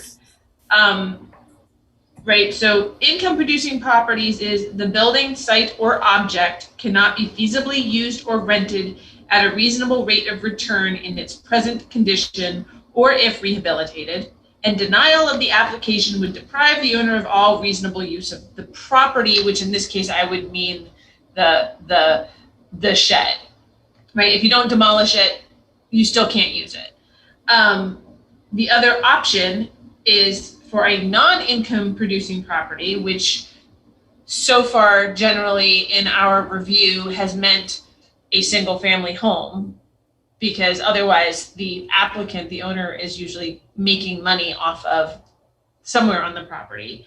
That standard is the building, site, or object has no beneficial use as a residential dwelling or for an institutional use in its present state, or if rehabilitated, and denial of the application would deprive the owner of all reasonable use of the property. So this didn't seem to fit in that mold for me, but if the board felt like that's where it should go, then that's a possibility as well. Okay, so this is something, in order to move on, I think this is something that we'd like additional information on from the applicant, the extent to which the property as a whole is an income producing property and the extent to which the little shed is an income producing property. Okay, thank you. All right, so again, thank you for bearing with us. Brooke, please go ahead. I'm a little concerned about how this process is unfolding, and it goes to the issue of when an applicant comes for permission to get something, they are the ones who frame the issues, who say, I'm entitled to a permit because, and the because needs to be because it's a financial hardship, or the other reason, it's a benefit to a substantial benefit to the community. Sorry about the dog barking. And so now, instead of the applicant choosing which direction they're going and what their standard is of proof here, you know, you're saying, well, we get to figure out where they go and we'll apply it wherever we can. And now you're giving them another bite at the apple to go back. Excuse me.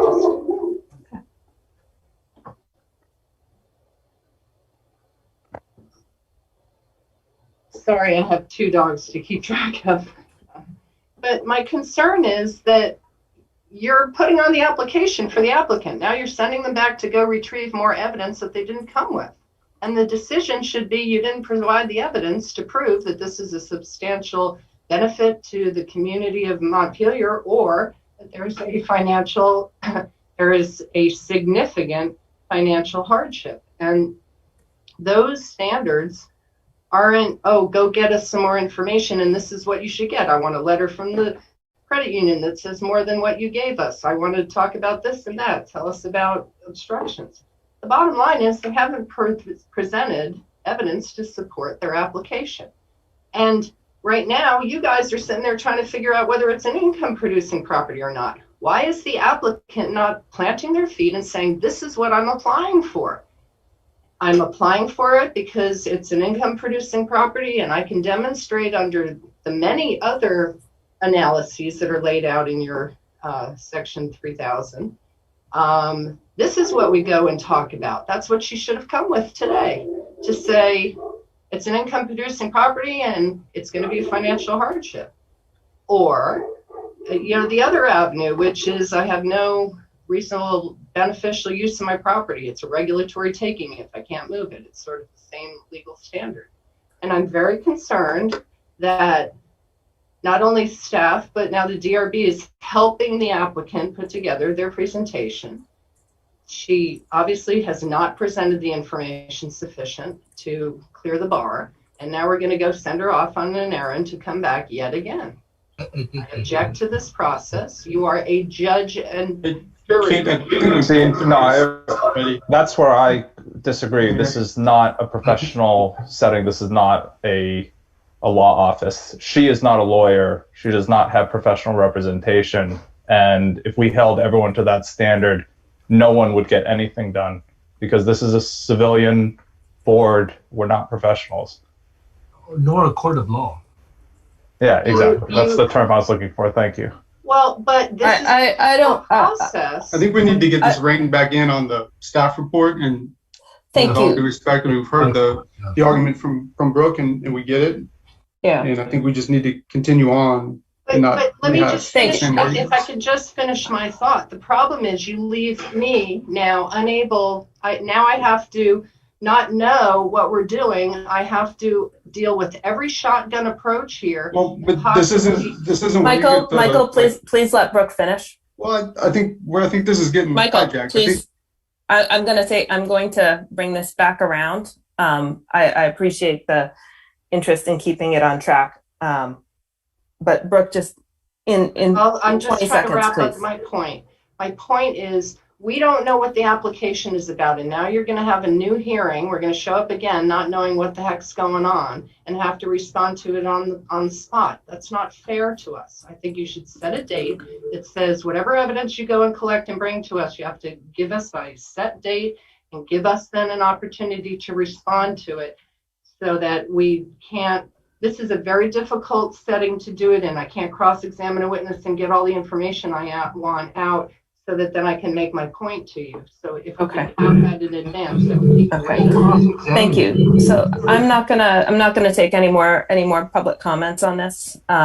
though I appreciate people's interest, I am going to echo Joe's comment that this is a quasi-judicial process, that this is a place where we're trying to have neighbors talk to each other, where we're trying to help people who may not have been through the DRB before come through the DRB. That does not mean doing the application for them. This means making sure that as a quasi-judicial board, we have the information that we need. This board has precedent over many years of continuing hearings in order to have adequate information, rather than voting applications down because of inadequate information. And Kevin, I see you're unmuted. If you wanted to add something as the longest serving board member, you'd be welcome. I just wanted to support the comments that Kate just made.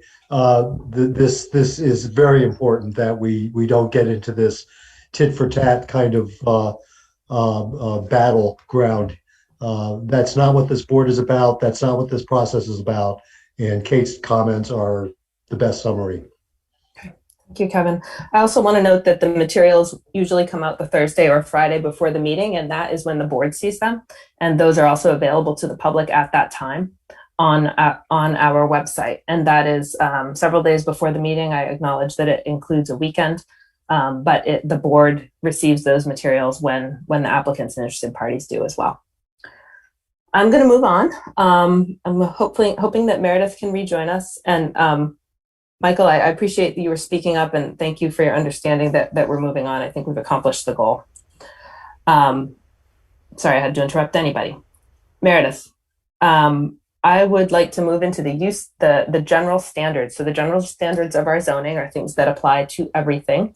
We also have some specialized standards depending on what the use is, but those general standards are what we're using to review the project as a whole. Because we're tangled up, because we have the demolition of a shed attached to a barn that's moving, I'm going to ask Meredith to untangle us a little bit and talk about what standards do and do not apply to the movement of the barn, so that we can then walk through those standards, to ask questions of the applicant, which do constitute evidence, and see what we can determine. So if I may, Meredith, please. Okay, so out of the staff report, the items that really apply to the barn here, under chapter 300, for moving the barn, we're really going to be looking at sections 3002 and 3003 about the dimensional standards. In this instance, because the primary, if you're talking about where exactly you're moving the barn to and the setbacks from property boundaries, in some instances, accessory structures will have more lenient setbacks than a primary structure. But in this case, because it's in residential 1500, the primary setbacks, the standard ones for all your initial buildings, are the most lenient, even more than the 3003 special accessory structure setback allowances. So you don't even really need to look at 3003 in this instance. It's really just the 3002 standards for Res 1500. Those are where it's going to apply. And you're going to be looking at setbacks and really, and coverage in those dimensional standards. Nothing else is really getting affected by this. Then you're going to jump ahead and, sorry, I'm skimming through the things that don't apply because they don't have those on this property. Erosion control, section 3008 can be considered, and 3009, stormwater management. That's really the bulk of what I think we're looking at. Sometimes in something like this where you're dealing with moving a garage or placing a garage or some barn that's going to be used as a garage, you would look at maybe access and circulation and parking and loading areas. I didn't see that those were really being changed much. There's a driveway that length, the barn is still going to be there and able, if it's sound, able to be used as parking, which maybe it is now. That's something I guess to confirm with Allison. But I didn't see that this application was impacting those two. So 3002 and then erosion control and stormwater. Okay. Thank you. And so, Meredith, are there any other standards within the zoning bylaw besides those that are used to evaluate the location or the impact or the aesthetics or the effect of an accessory structure in the zoning district? Not with regard to a single or two-family parcel. Okay. And for the sake of those who don't read the zoning bylaw every 2 weeks, which is fine, I just want to note that there are additional standards in a zoning bylaw that apply if you're talking about 3 or more units on a piece of property. But the state law that tells towns what it can and can't do says that you can't do certain types of review when there are 1 or 2 units on the parcel. So that's just a little bit of background as to why we're looking at what we're looking at. Okay. And I think that's important for abutters to know the constraints that we're working within. So let's go in order. Section 3002 is dimensional standards. And those have to do with how far from the edge of a property line a building needs to be. So in this district, parcels need to be 3,000 square feet. The coverage can be a maximum of 60% of the parcel. That means driveways and houses and roofs and things. Setbacks in the front are 10 feet, side 5 feet minimum, rear 10 feet minimum.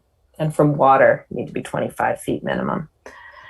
The building height maximum is 35 feet. So I want to ask Allison, how many feet from the side property line is the barn proposed to be? Because we do see some detail that it is beyond the 5 feet as required, but I know that earlier there was a question about how far from the property line it would actually be.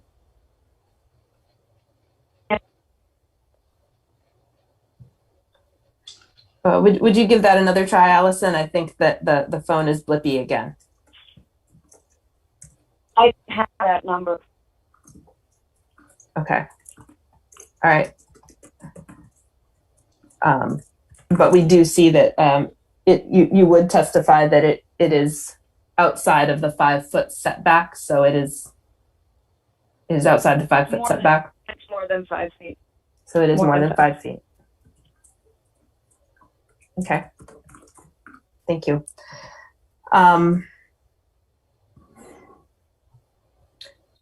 Staff report highlights the conditions around a non-conforming structure. I'm going to take comments and questions at the end after we run through this, just so folks know. And those will be limited, but we'll start with the board. It's a 640 square foot barn being moved to the rear of the parcel. The existing location will be seeded with grass. The total coverage on the site will be reduced because something will be demolished. Any continuing coverage in excess of the 60% maximum would be a nonconformity that could remain, as the alteration to the barn did not increase the degree of nonconformity. So that's just important to note. As we just discussed, it will be at least 10 feet from the rear parcel boundary and more than 5 feet from each of the side boundaries. The barn is behind the main house and the front setback is more than met. I want to see if DRB members have questions about the dimensional standards, how the barn does or does not, about the barn's adherence to the dimensional standards.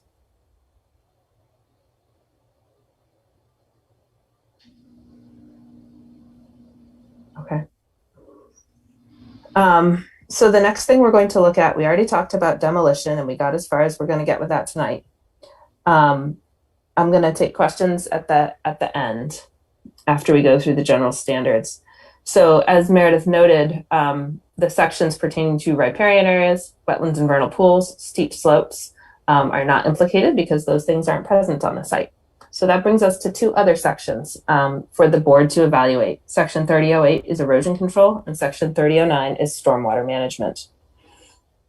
So there are requirements in this section that come into play when certain amount of land on steep slopes is being cleared. That's not happening in this case. However, the project will be required to implement and comply with the erosion control practices within the zoning bylaw. So I'd like to spend a little time on stormwater management. So this requires that storm sewer system and other drainage improvements shall be in accordance with plans approved by the Director of Public Works. Will there be, Allison, this is a question for you, will there be any sort of treatment of the stormwater from the barn once you move it that is drained into the storm sewer system? Another way for me to ask that is, how will the stormwater be handled on the newly moved barn? You know, I just got to say, I didn't know I needed to prepare these things. And unfortunately, I got caught in a thunderstorm and I wasn't able to make it home. You know, I don't have that information right now. I mean, okay. It's I was going to follow the zoning, and it would not go into the sewer system. I would comply with the requirements for permeable surfaces. Okay, thank you. So one of the standards within the stormwater management part of the bylaw is that stormwater drainage shall not negatively affect adjacent properties. And we've talked about stormwater a little bit earlier. We heard from Amanda and Kevin about that and the concern of existing in their basement. There's a requirement to use the best available technology to minimize stormwater runoff, increase on-site infiltration, encourage natural filtration functions, and simulate natural drainage systems. Low points in standing water should be avoided. So the staff finding is that because this is the same roof, just in a different place, it doesn't increase the rate or flow of stormwater because there's not more paving on the parcel. The new location will have open ground on all four sides of the barn, whereas the current situation, there's not much open ground for infiltration. The building will be closer to 26 Loomis and 18 Liberty than the current location. So I would turn to Allison again and ask, are there plans, you may have already answered this, but what are the plans to ensure that this does not impact neighboring properties, the water off the roof in its new location? That's a high priority for me. And I haven't worked that out with the contractor yet in detail. I certainly will comply with all of the requirements, but I don't have the exact materials. I don't know exactly how we would accomplish that yet. Okay. Thank you. So in section 3009, it's our job as the quasi-judicial board to get information that assures us that these standards will be met. So those details will be important to the issuance of a permit.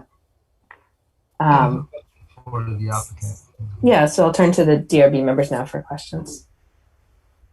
Go ahead, Gene. How is it being managed now, the stormwater situation? Because from reviewing the application and some of the photos, it seems that there's a significant amount of standing water currently in.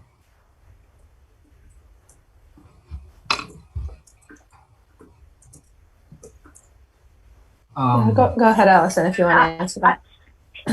I'm sorry, I don't understand the question. What?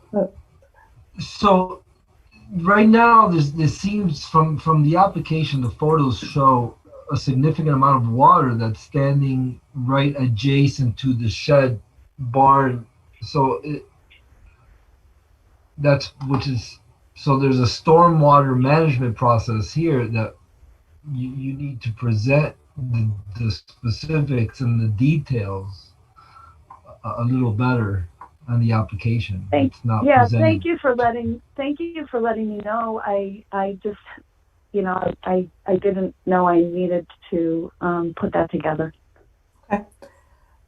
So as one board member, I think we need more details to understand the stormwater, because as the report notes, there won't be an increase in impervious coverage, but where it falls changes and may have different impacts, and we need to be able to evaluate those impacts as a board. What do other board members think?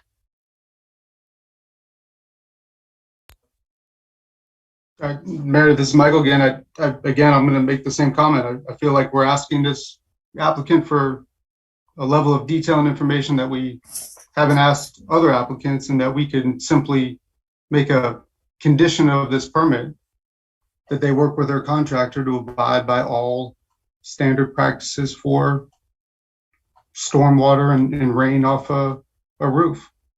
Okay. Thank you, Michael. What do other DRB members think?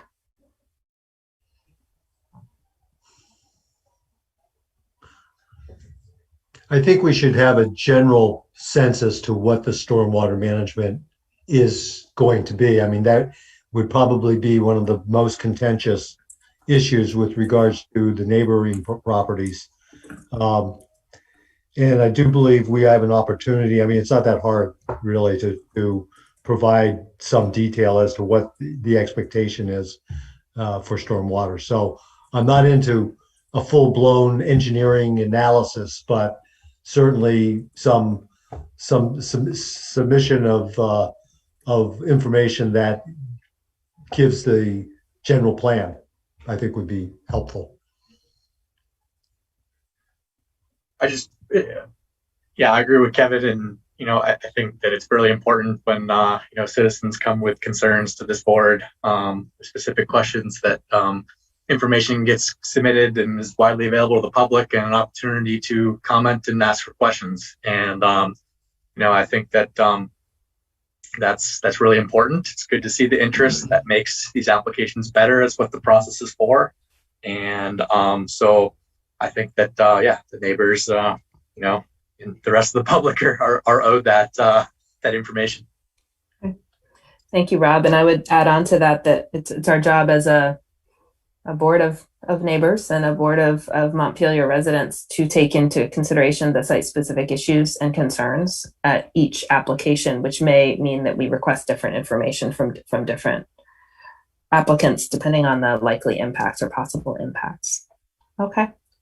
So it sounds like we are not able to draw conclusions about the general standards, mostly because of the stormwater management question. So that's another thing that this board needs additional evidence to review, that we ask the applicant to come back with at a subsequent hearing. All right. These are the key standards that we needed to go through together. As Meredith noted, access and circulation, parking and loading areas, and signs are not applicable to this. What I would like to do now is give each person who's spoken 2 minutes maximum to put out any remaining questions or things to consider between now and the next meeting. And then Allison, you can have the opportunity very last to speak. And then I'll look for a motion. First, I'll see any last questions from DRB members. Okay. Amanda had her hand up quite a while ago. I see Brooke has her hand up now. So I'm going to turn to Amanda and then Brooke, if you'd like to, Amanda. Allison, my phone is going to. Your phone's about to go. I'm sorry. That's okay.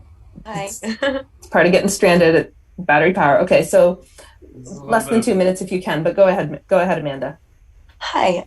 So I just want to make known that the back of my house is actually the end of our property. So therefore the barn would be quite close to our house if it were to be built.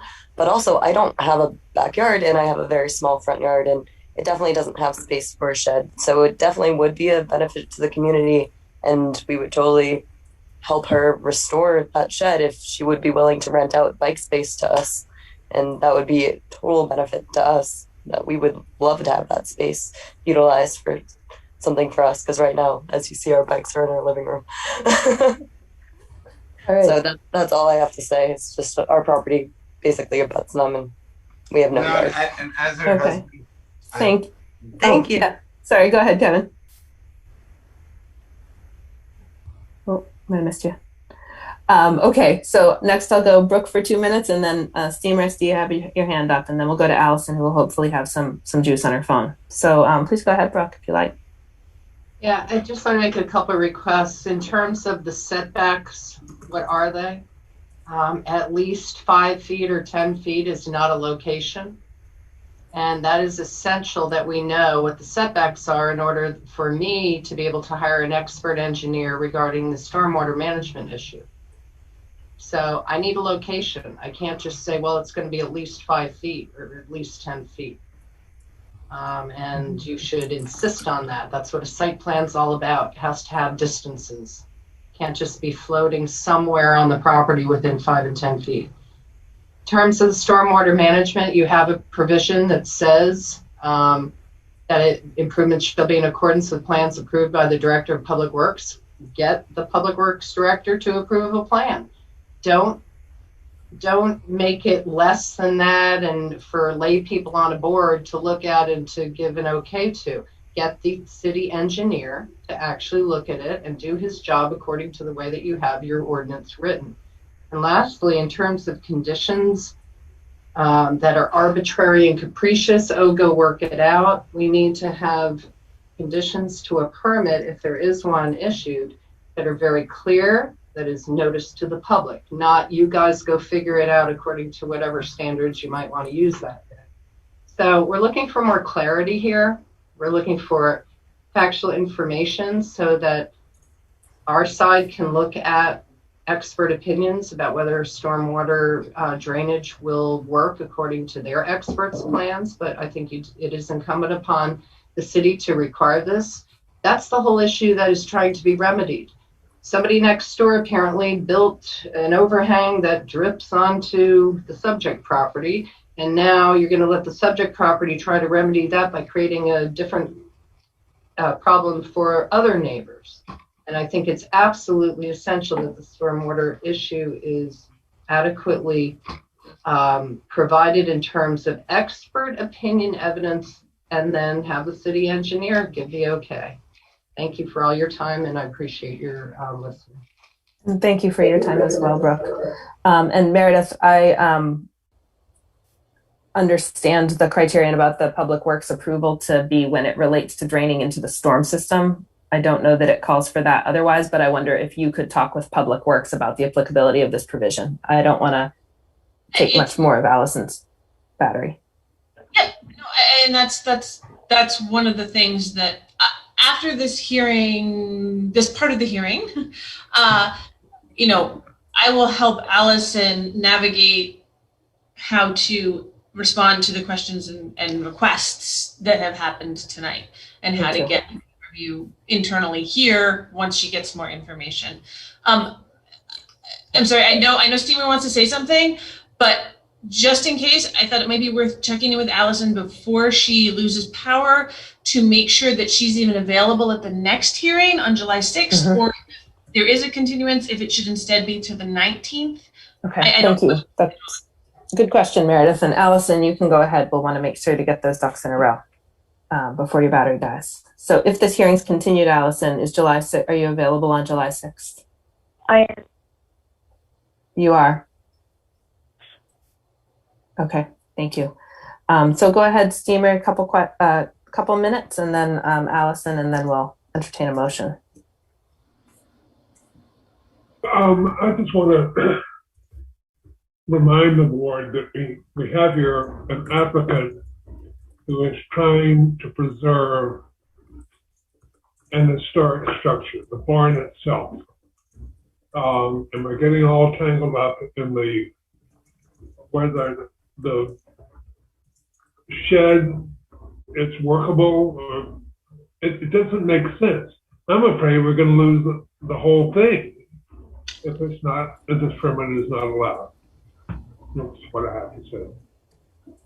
Thank you. Thank you.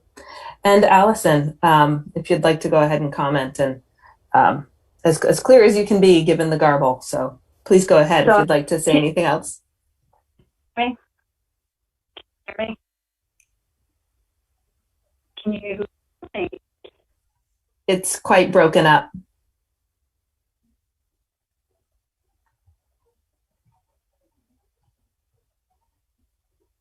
I'm sorry, we can't hear you. Can you hear me now? Yes.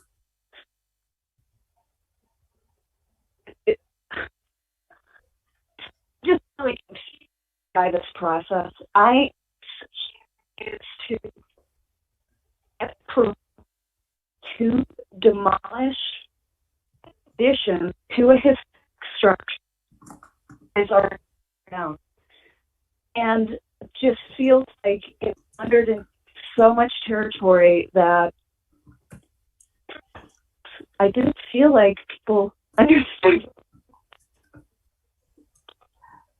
I'm so sorry, Allison. I really value what you're saying as we're wrapping up here, and we're not able to hear properly. I heard you say you came in to demolish an addition to a historic structure, but you feel it's entered into a certain territory.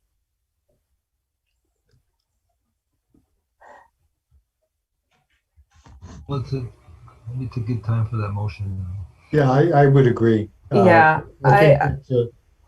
I think we've heard a lot from the applicant, and we know what we need to do. Okay, we've done our best. There will be another opportunity to talk. I would entertain a motion regarding this application. Rob, now's a good time for that same motion. From whomever wishes to provide a motion to continue this hearing to a time and date certain.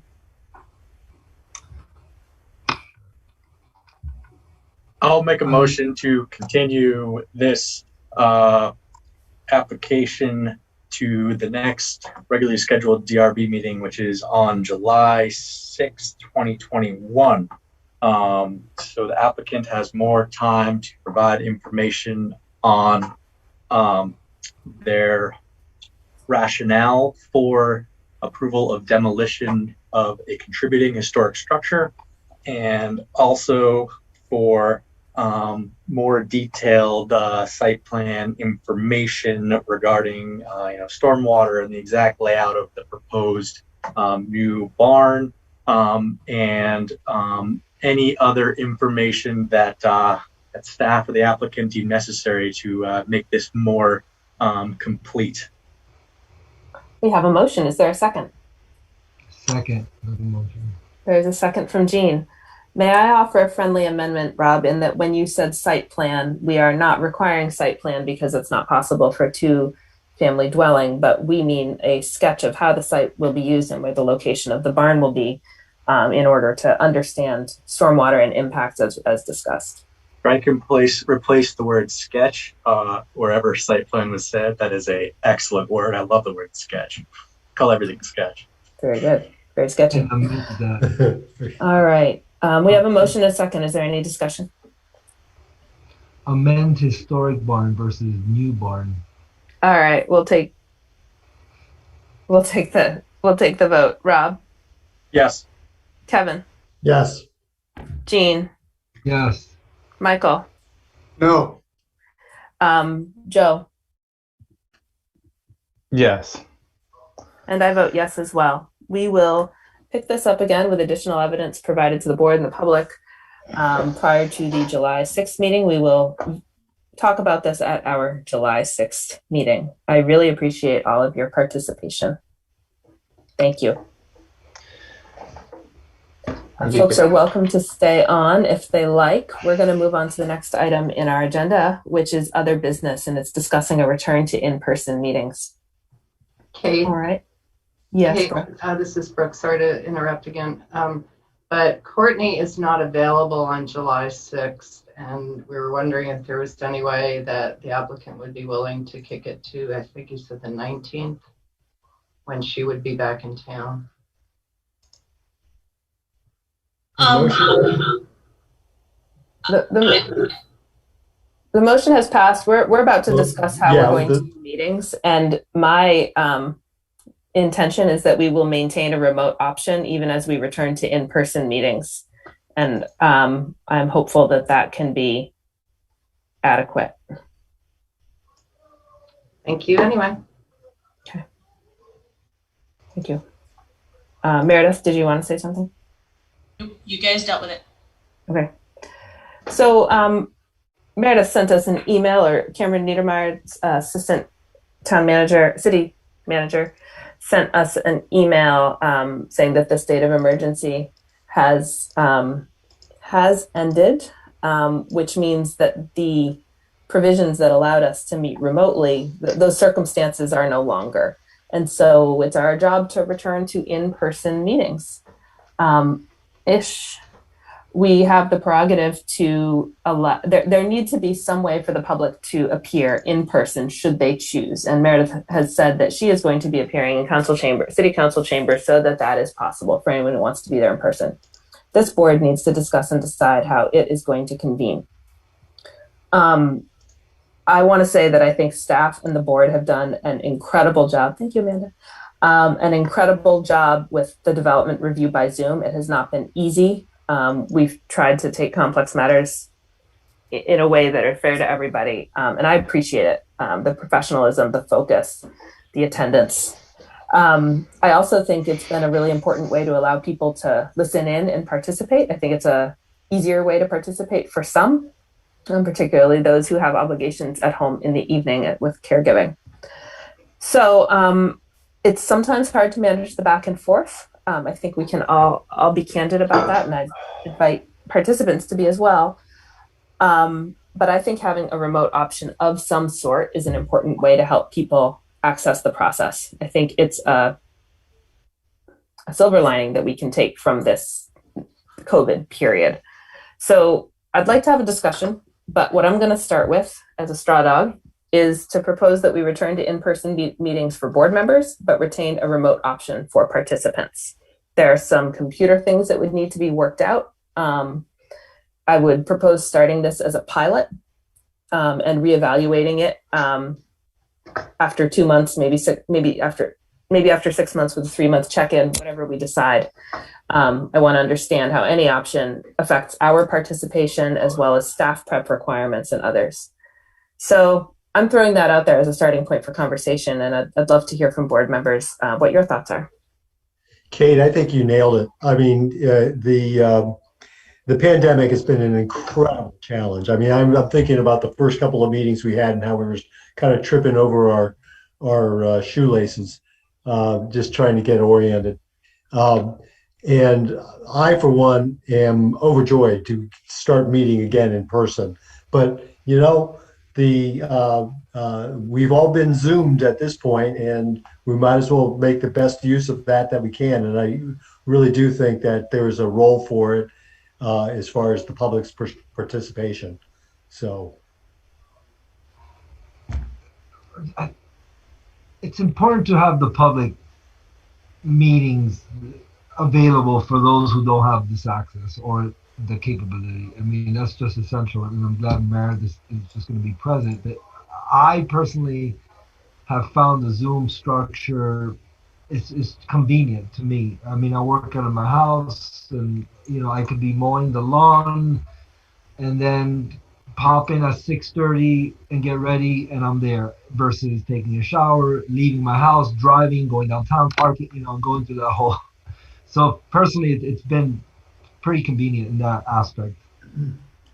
And your point is well taken, Gene. I mean, as far as, I mean, we struggle as a city to have adequate representation from this, you know, citizen boards. Recruiting is difficult, and if you have the option, I don't know how you manage that exactly, but conceptually, I certainly am in agreement.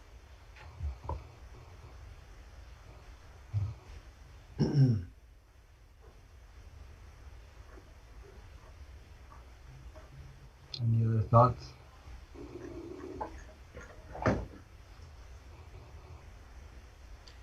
So Meredith, is it really true I can show up at 7 o'clock on July 6th and I can actually go to the council chambers and? Yep. Wow.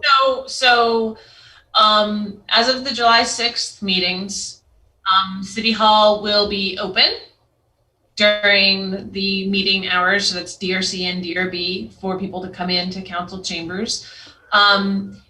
What we have set up for technology right now is that I will probably have my own work laptop in the room. so that I can control and still host the Zoom. There will also be a computer station at the table in the middle for people who are there in person to be able to interact. I haven't quite conceptually understood it all yet. My understanding is that ORCA is still going to be streaming like they were with the discussion from the board members, and that there will also still be a microphone for people to talk to, but really they should be talking into the laptop. So if we have an applicant there and we have members of the public there, they might need to trade off on the laptop to be able to have that go out into the Zoom world for anybody who's tuning in that way. And ORCA media, so is ORCA doing it? The managing the video feed through the Zoom, or are they also putting this on the tube or on TV? Well, I mean, it's not like they've been doing it, going over the ORCA media live stream, right? That's been happening all along, streaming these Zoom discussions. If we have members who are coming into city council chambers, just like before, we'll have a member of, an employee of ORCA, they're handling the technical feed changes over the live stream, which will also it'll all be worked in. Right. The thing to note is that we do go in person on July 6th. Instead of having city council be the guinea pigs, we're going to be the guinea pigs. Because city council doesn't meet again until July 21st. Right. Which, I mean, we can do that. But that would mean if we're going live in person in July, we're going to have 2 meetings before city council meets again. So I just wanted to make sure you were aware. So we'd be the guinea pigs? We would be the guinea pigs. DRC and DRB would be the guinea pigs. So if I want to be there in person, am I going to have the connectivity I need if I bring in my iPad or my laptop? Or theoretically, okay. I don't know as they have mapped it all out, and I don't think that I don't think they have wired all those desks. I'm not. Well, I mean, we have the method we used before, which was actually printed copy. Would that be useful as an interim? Well, I was also thinking of right now, probably if you want your faces to be on Zoom, you would need your laptop. If you don't worry about that, and it's the, having your voice on Zoom, right? Then you would need your laptop, and we could do printed copies. I am going to suggest that if at all possible, we don't go back to fully printed copies. There have been a lot of efficiencies. And if it was printed copies, I would be bringing those to the meeting, I think. I think we would still send out the email versions ahead of the meetings, and then just bring printed copies to the meeting itself, would be my suggestion, versus trying to use the police department again to hand out packets. Are they against the concept of being the distribution center? So if I have one system in place in general, it's just going to be efficiency wise a little easier. Here's A, I'm muted. B, I wonder if I could just interject, and it's getting late, and if we do want to do printed packets, let's talk about the logistics of those in another setting. I think our next, we could talk about that in another setting for sure. Just a reminder that we're going to need to talk about that really soon, because if we have to plan for printed packets, I need to know if we need to do that by July 6th. I mean, I think we can do that by email and not run afoul of any open meeting laws. So I'm sorry I had to step away for a second. You can ask, like, for those who might not have a laptop, you could ask each member, like, I might need a packet that day because I don't have a laptop Yeah. for it, and then have a couple for the public if they want it there. Yeah. Like So- they do with city council meetings. So I think packet logistics are a little less important than deciding how we're going to meet. And I apologize that I had to step away. Is there a will of the group as far as whether we get together on July 6th versus experimenting, letting city council experiment?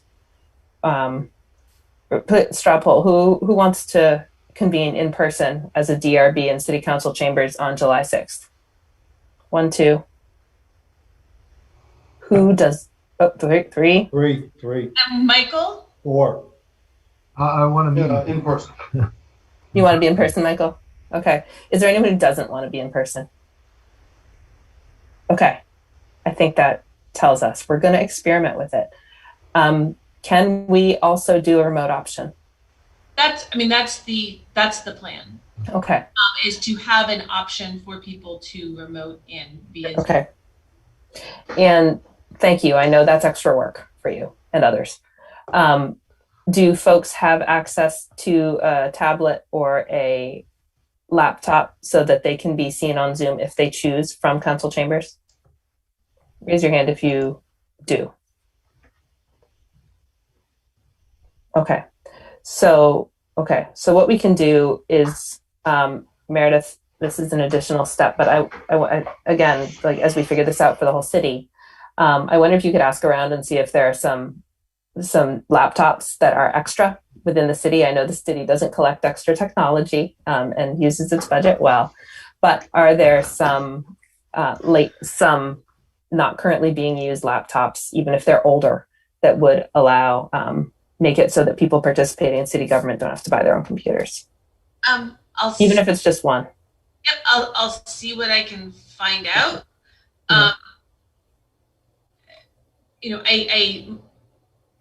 My understanding is that board members who didn't have a laptop to be able to do that would still be able, like, their voices would carry on to Zoom through that center. That center laptop has a really, really strong microphone. Okay. It just, people who are bringing their laptops may have an issue with the sound, then all the speaking in person, right? Delaying through the laptops. Okay. So if you might not want your sound on the laptop when you're there. Right. You might need headphones or something. It's just to flag that out there. Okay. I can check. I'm going to hazard a guess that it is unlikely that there are 3 or more laptops available that are not already designated. Okay. Let's try for 1 and see where that gets us. This is a new world. It would be ideal if people could arrive at 6:30, but I know that imposes on people's evenings. If people could arrive sometime between 6:30 and 6:45 for our next meeting, that would be really tremendous. I think that's a good idea, Kate. Okay. And we can talk about details via, email or whatever. And our plan B we will have a Zoom call-in option for the public, but we will not appear, and our faces will not appear, but our voices will. That will be our plan B if necessary. Our packets, the digital packets, will be available to board members and to the public so that access will be maintained, and people can be in touch with Meredith if they want printed packets. Anything else? I'll make sure that there are, even if nobody has requested printed packets, I'll make sure there are some at the meetings. I always had extra before, so we can do at least a few, even if nobody. Okay, thank you. Don't mean to rush things along, but here we are. Any other comments on returning to in-person meeting besides hooray? I second that. Okay, great. So our next meeting is Tuesday, July 6th. Are there any other applications besides the one that has been tabled or continued? Yes. Yes, there are. Yeah, there are. Okay. 2 others. 2 others. Okay. So we'll start with the continued application. That's usually what we do. And then we'll move into the others as completely and fairly as possible. There was an outstanding request. I don't think we can talk about it anymore. The meeting has been set for the continuation of the public hearing on Liberty Street. So that's where we'll continue. Any last words? I'll make a motion to adjourn. Second. All right, is there any discussion? I'll call the roll. Joe? Yes. Kevin? Yes. Jean? Yes. Rob? Yes. Michael? Yes. And I vote yes as well. Really appreciate your time and your thinking tonight. Thanks to the public who participated and the applicants as well. Appreciate everybody's work. It's appreciated. Good night. And I wanted to thank you publicly for your steady hand throughout all of this. Thank you. Thank you. It's been a team effort, but I appreciate that. All right. Good night, folks. Good night, everybody. See you in person.